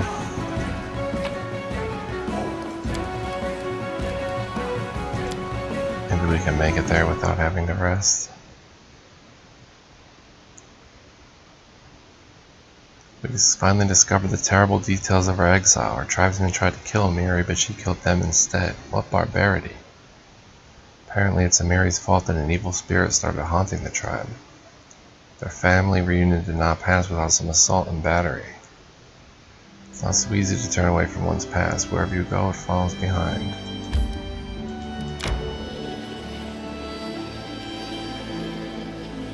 As long as no one's completely exhausted, I think we can... Oh. Knock Knock is completely exhausted. Set a development path for each region, turn it into a religious center or fortified military area. This decision significantly affects the region's life and its role in the kingdom. I guess I haven't gotten that far yet.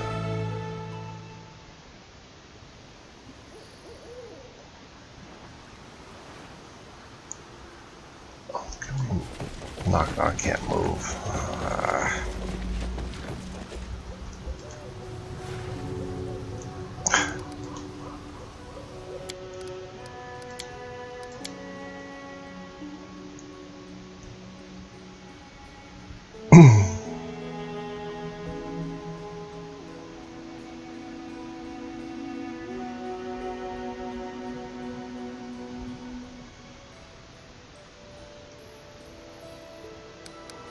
Resting right here.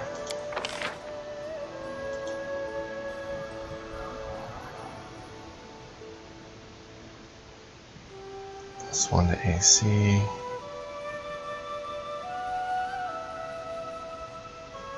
Fatigue for 6 hours. No, let's just have.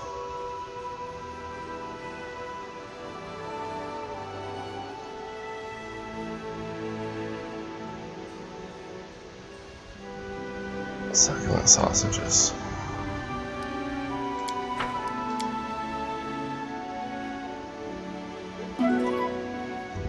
Should still have dialogue on this screen.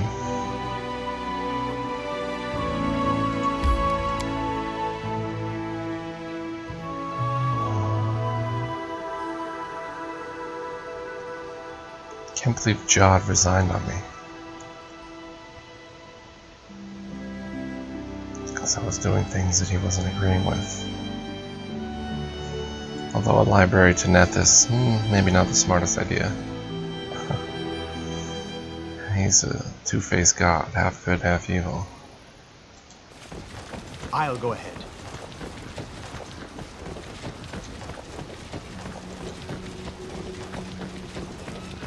Now, where can I find these people here at the sycamore tree?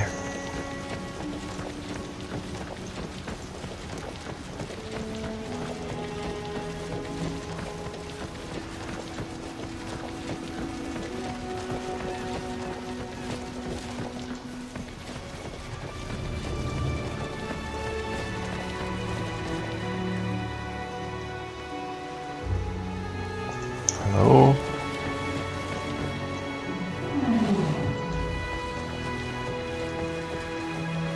Closer to the tree, maybe? What do we have here?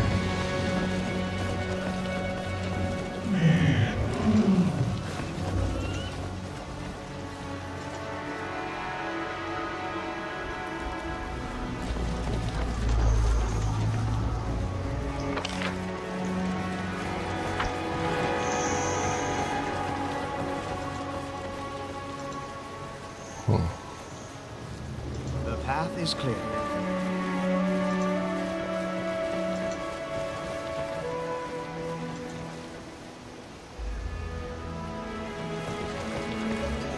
Hello? Professor Eobald?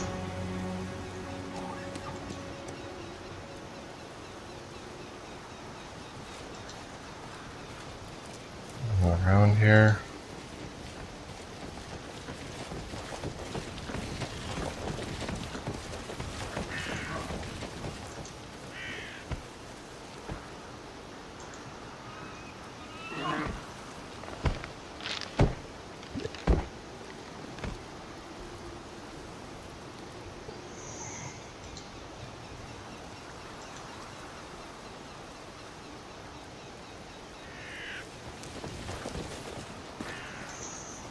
Did I come too late? Have you been maliciously murdered and marauded?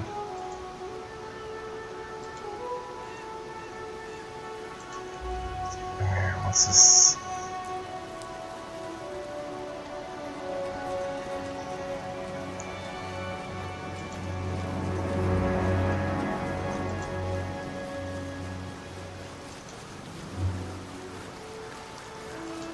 Don't tell me I'm too late.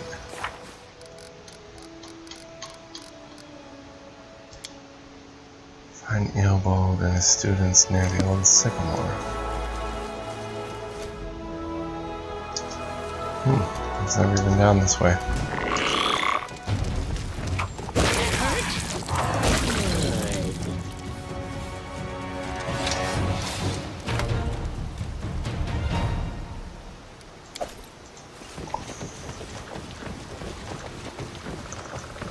Dude, you're asking does that hurt to a frog?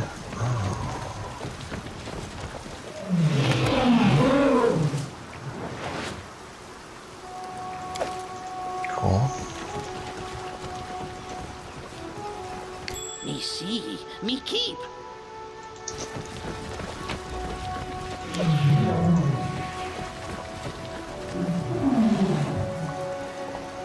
That's nice, calm.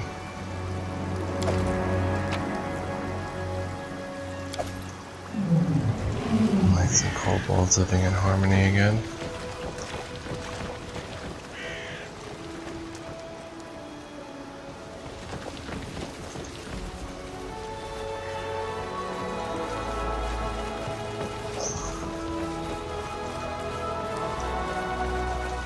So where's this Eobald?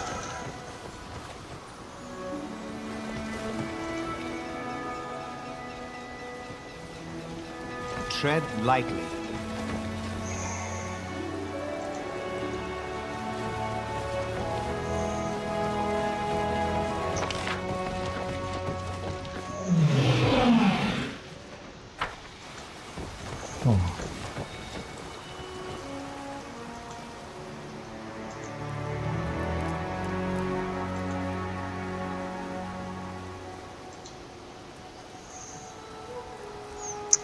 I didn't bring Lindsay. Oh my goodness.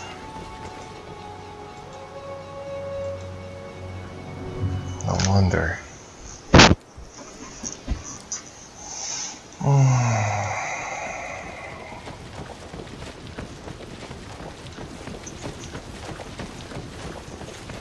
Sorry, Octavia.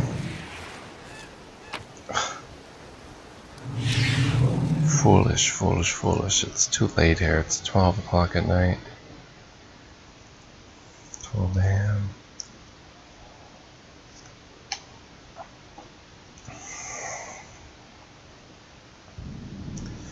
Anyway, while the villain may have escaped, meeting him did bring some benefits. Ragongar found a clue.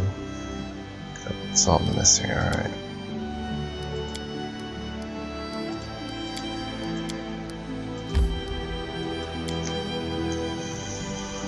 Another 18 hours down the drain.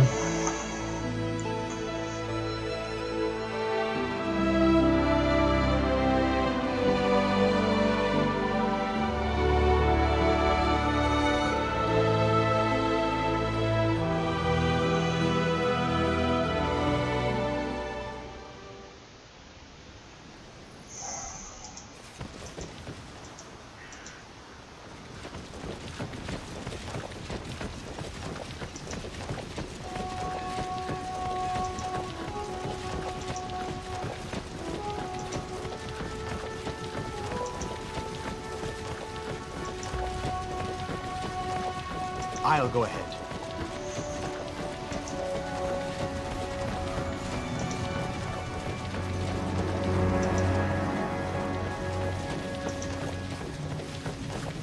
Whoa.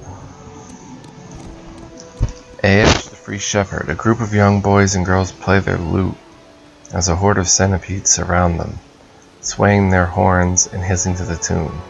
A fat mite stands nearby listening to the strange concert with a blissful smile. Music, fine. Play, play. Have mercy on them. Look at their fingers. They're bleeding. An old gray-haired man begs the mite from among the musicians. Who can't play be fooled, can be fooled, sweet pedicents. No one fooled, keep play. Professor Eobald, I presume? Your Grace, Lindsay, praise Shaylin, I beg you save us from this music connoisseur. Hey, mite, who are you? I Aesh, free shepherd, walk around, shepherd herd, best predicents on all woods, ask anyone. Everyone is proud of what they have. A king his crown, a merchant their gold, a mite their insects. Even the dirty kobold in a gutter takes pride in the dead rat he holds in his teeth. And truly, is there any essential difference between them? Do you know Queen Bada? Don't know no queen. Aish not bow to kings. Walk where one is so. Whose bodies are these? Why no, some bandits. First change musicians with knives, then go a pedicents. Sure, we not refuse free food. Right, sweeties? Right? What are you doing to these musicians? Listen to music. Good music. I good, and pedicents good before meal.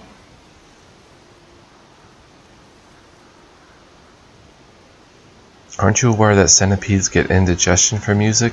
Diarrhea from bards, too. Succeeded. No, no! Off! Back, sweeties! No listen them! No goods! Go!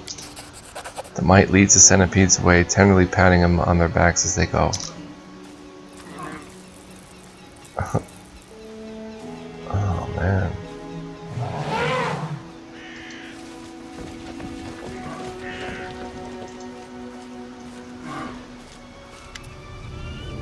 Look who's here, Lindsay, and is this his grace? Praise all the good gods, you made it just in time.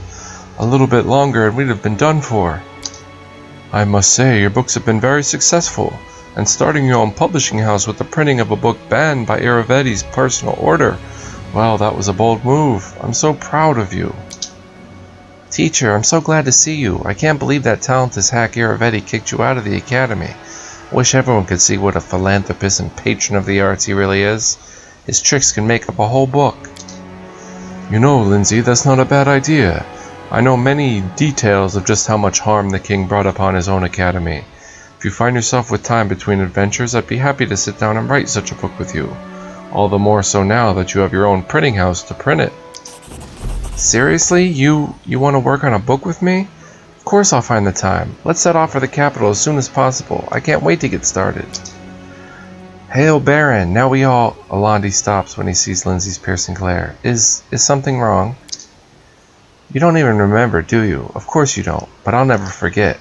You and your friends poisoned the years I spent at the academy. Hiding my things, tearing my books, spilling ink on me, dunking me in the fountain. Now you have the nerve to come here? Maybe you want a job at the publishing house, too. What do you have to say for yourself, Alandi?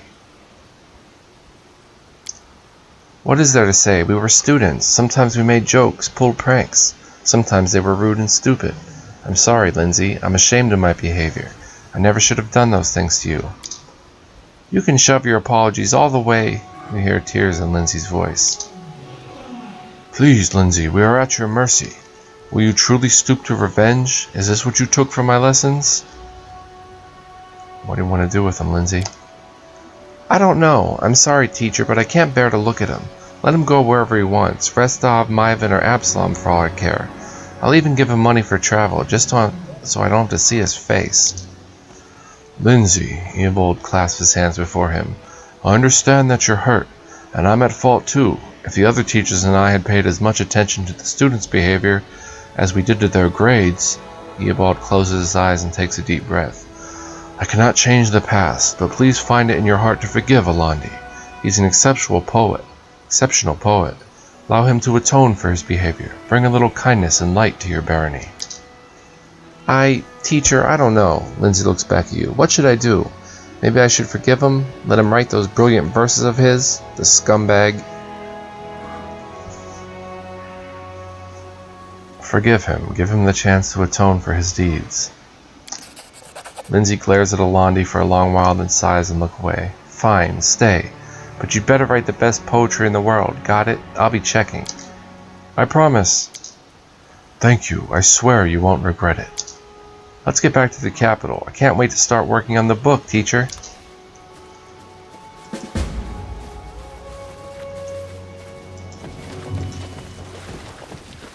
Awesome. And there were some elks there to witness it all. Silly mites. I don't think those were spies from Iravetti, though, would he hire a mite to do that? That seems pretty low.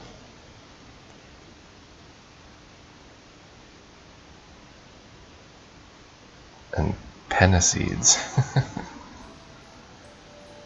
It's white. Alright, can I please level up Harem?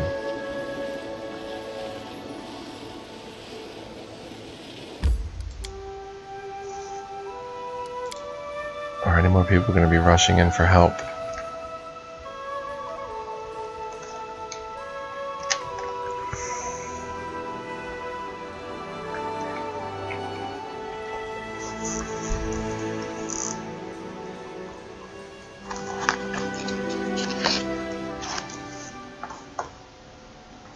Penna seeds.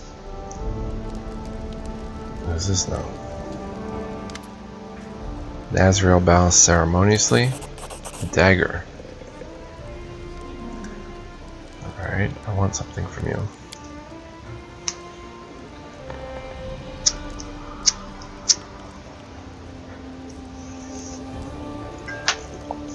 How about something that can increase my speed? Speed and defense are equally important to a warrior. You shouldn't sacrifice one for the sake of the other. Better to keep both.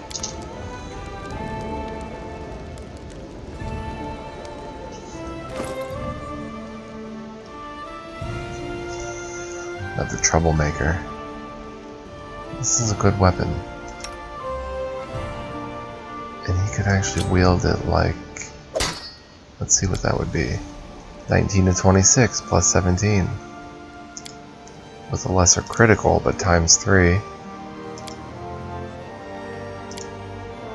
The same, but what else does it do? Flaming damage. Critical multiplier is increased by 1. Anarchic weapon is infused. Deals 2d6 against all creatures of lawful alignment.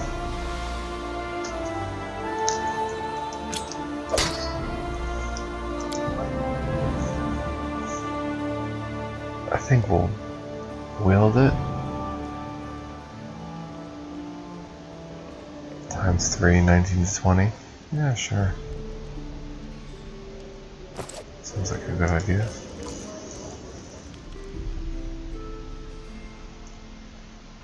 And I'm sure there's lawful evil creatures in the game. Lawful neutral. Oh man.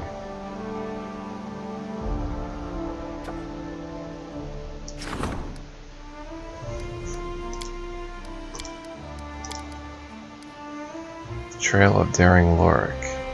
Adventurers are gathering an expedition to Lorik Fells to mine some precious quartz and marble. If they survive the troll woods and return with the loot, they'll become rich. This stone is valued by wizards who create golems. Any who aid them can count on valuable trophies. DC 26 though.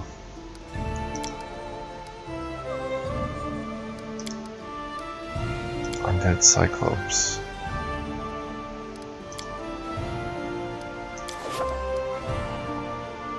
Alright, so I'm gonna rank up Harem.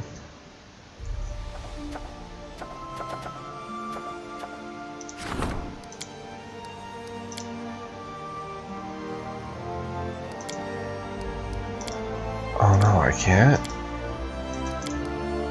No. We need one more point of divine. Well, let's support someone else. Support the regent.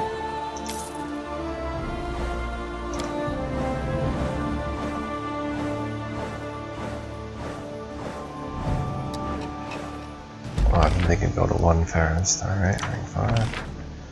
Failure. The Magister attempts to identify the cause of the mushroom spread. The investigations led to nothing. Worse, the wizard she sent had to be quarantined to prevent spores from spreading to nearby lands. Success. Mungok has finally been exiled from your lands. The people are sighing with relief. Excellent. Failure. You didn't assign an advisor. Let the opportunity pass. This one. Failure. Opportunity. Failure on the Cyclops attack. You didn't assign an advisor. I'll see. This is why I quick save. I thought it was going to take me to the 30th of the month, not the 1st of next month. So I'm going to have to assign Harem.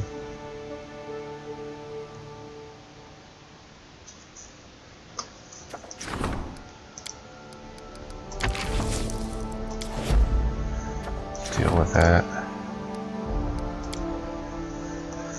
Enchanted Wind, powerful artifact.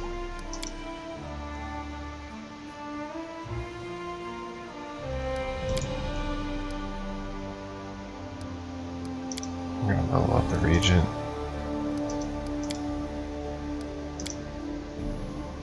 We'll take a gamble on it. Extortionist Guards.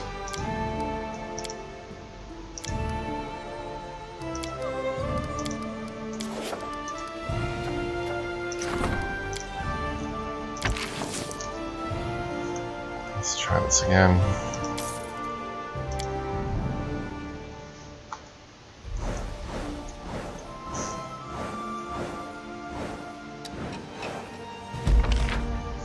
Success.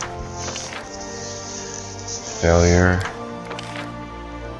Success. Mongok was exiled. Triumph.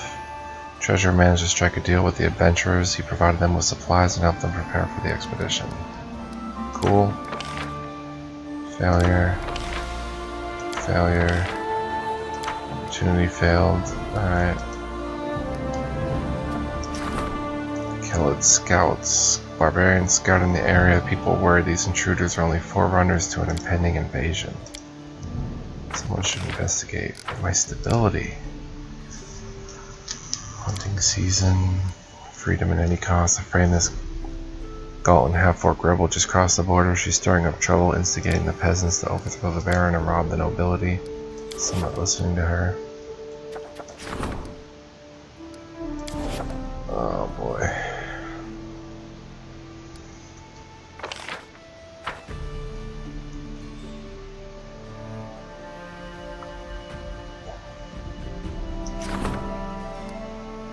Nothing is built yet in Silvershire?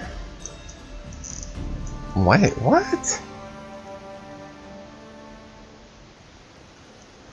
That's not. Oh, I was gonna say.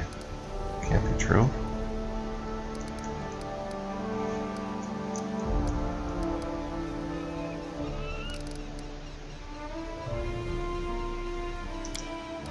Watchtower we can't build.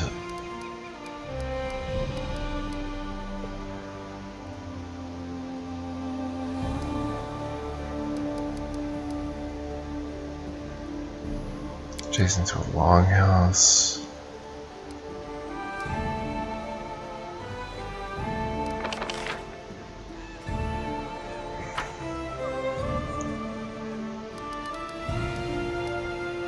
Oh man, how am I going to level up Ekendio?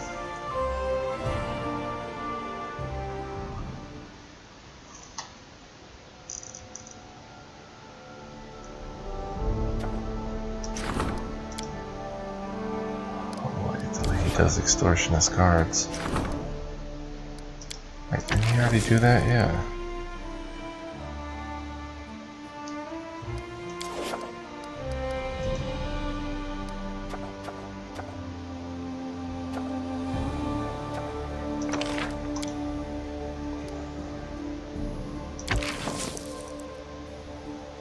Let's have Jubilos.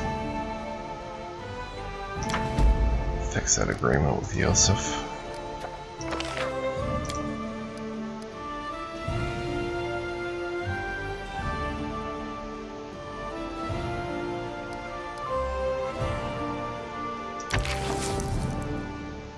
Yeah, 20 days.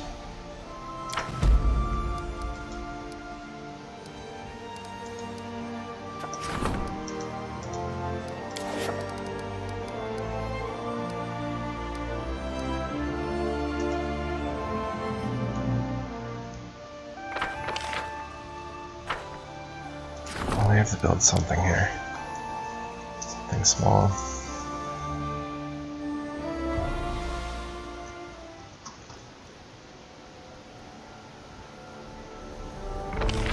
Tavern or longhouse.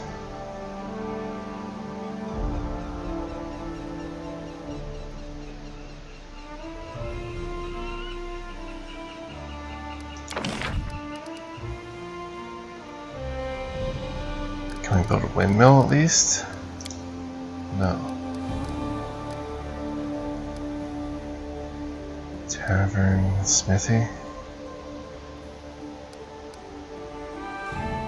Shop.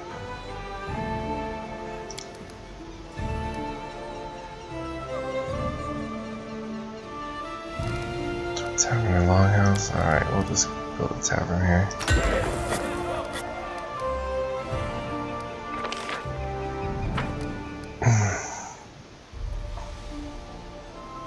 And an orphanage.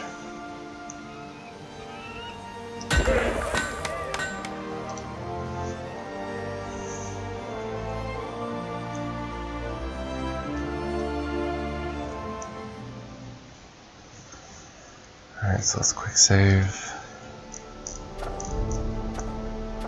and support general, call it scouts, extortionist guards, we can do that. Oh wait.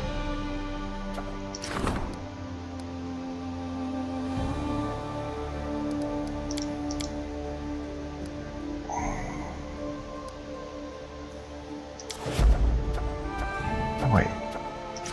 The artisan's lost. No. Cancel. Royal elk was spotted in the forest.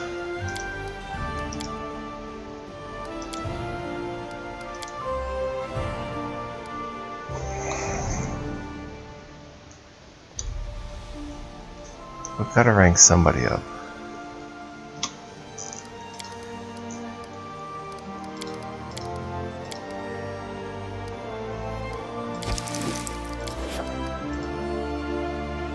Let's rank up.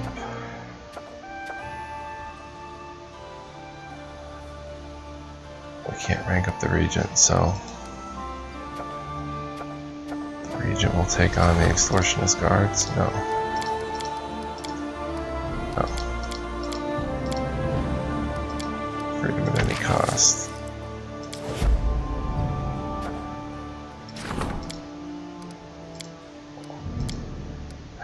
We can try that.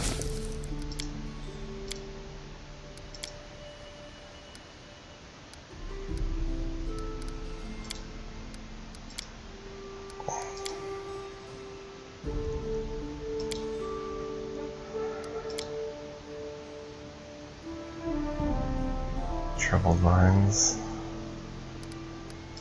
Try that.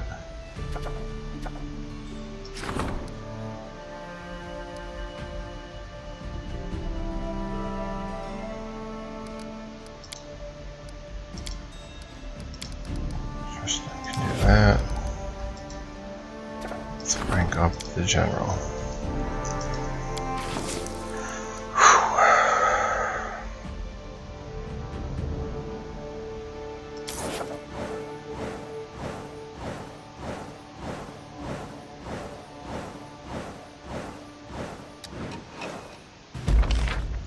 Success. Triumph. Loyalty +5, economy +2.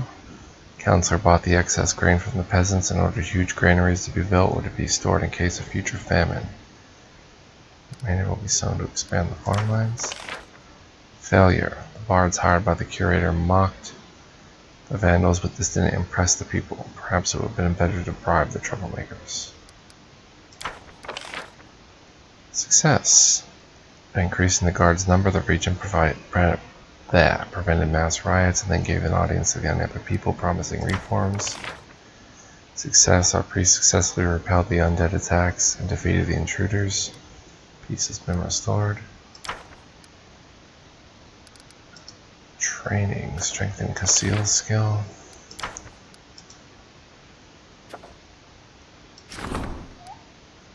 Arcane specialists are researching strange and ominous magic phenomena.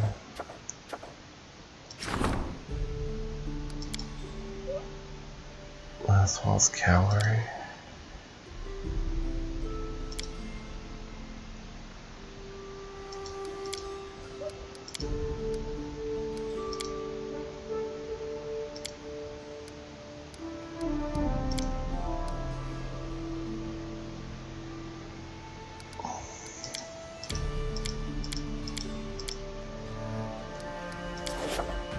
This magical energy keeps building up.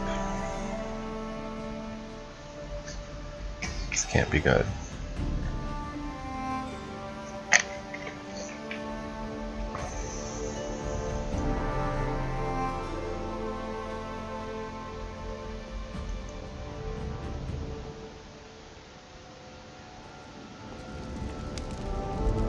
Dragon.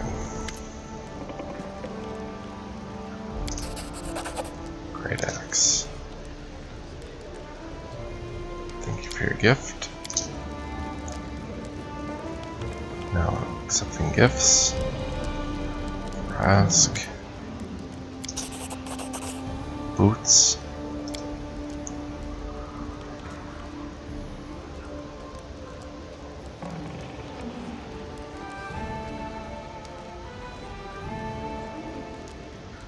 Your heart tells you to.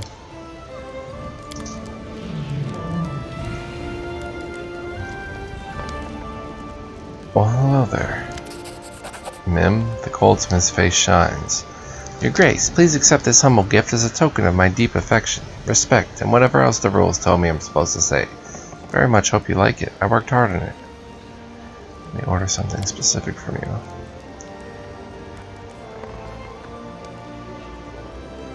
An amulet. Alright, I think I have a draft somewhere. I'll take it pensively. As long as I'm here, I had this brilliant idea. It's going to be something really special, unique. Perhaps the best thing I've ever done. Mim brushes a forelock from her face. It's only, I can't say what it's going to be exactly. But I know how to figure it out. But to do this, I'll need you to grant me 3 wishes. One is already fulfilled. There are 2 more to go. Please visit me in my workshop and I'll tell you more.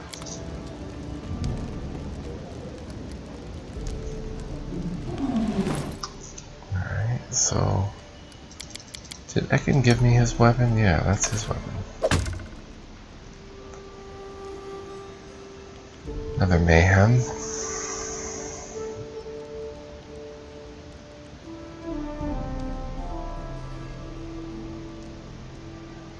I have protection +2.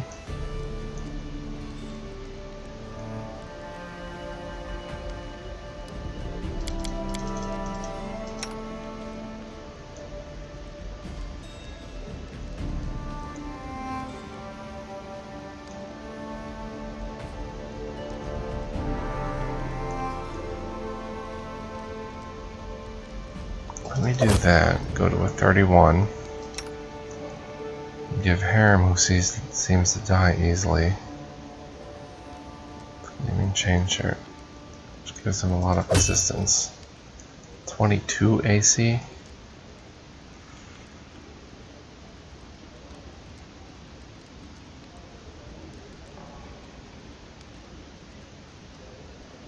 I don't know if that's going to help him much.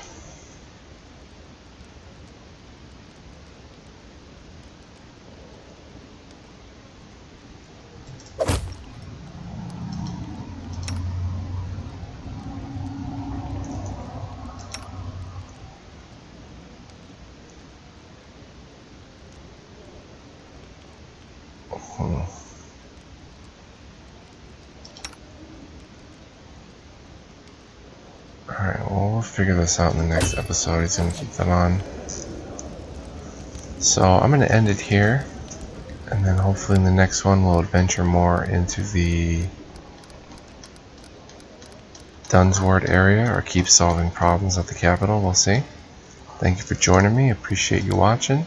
Leave me a comment, press the like button, and I will see you in the next one. And Jod is gone from the throne room. Crazy. There's Eobald. We'll talk to him next time with Alandi. Alright, thanks for watching. Peace out, everybody.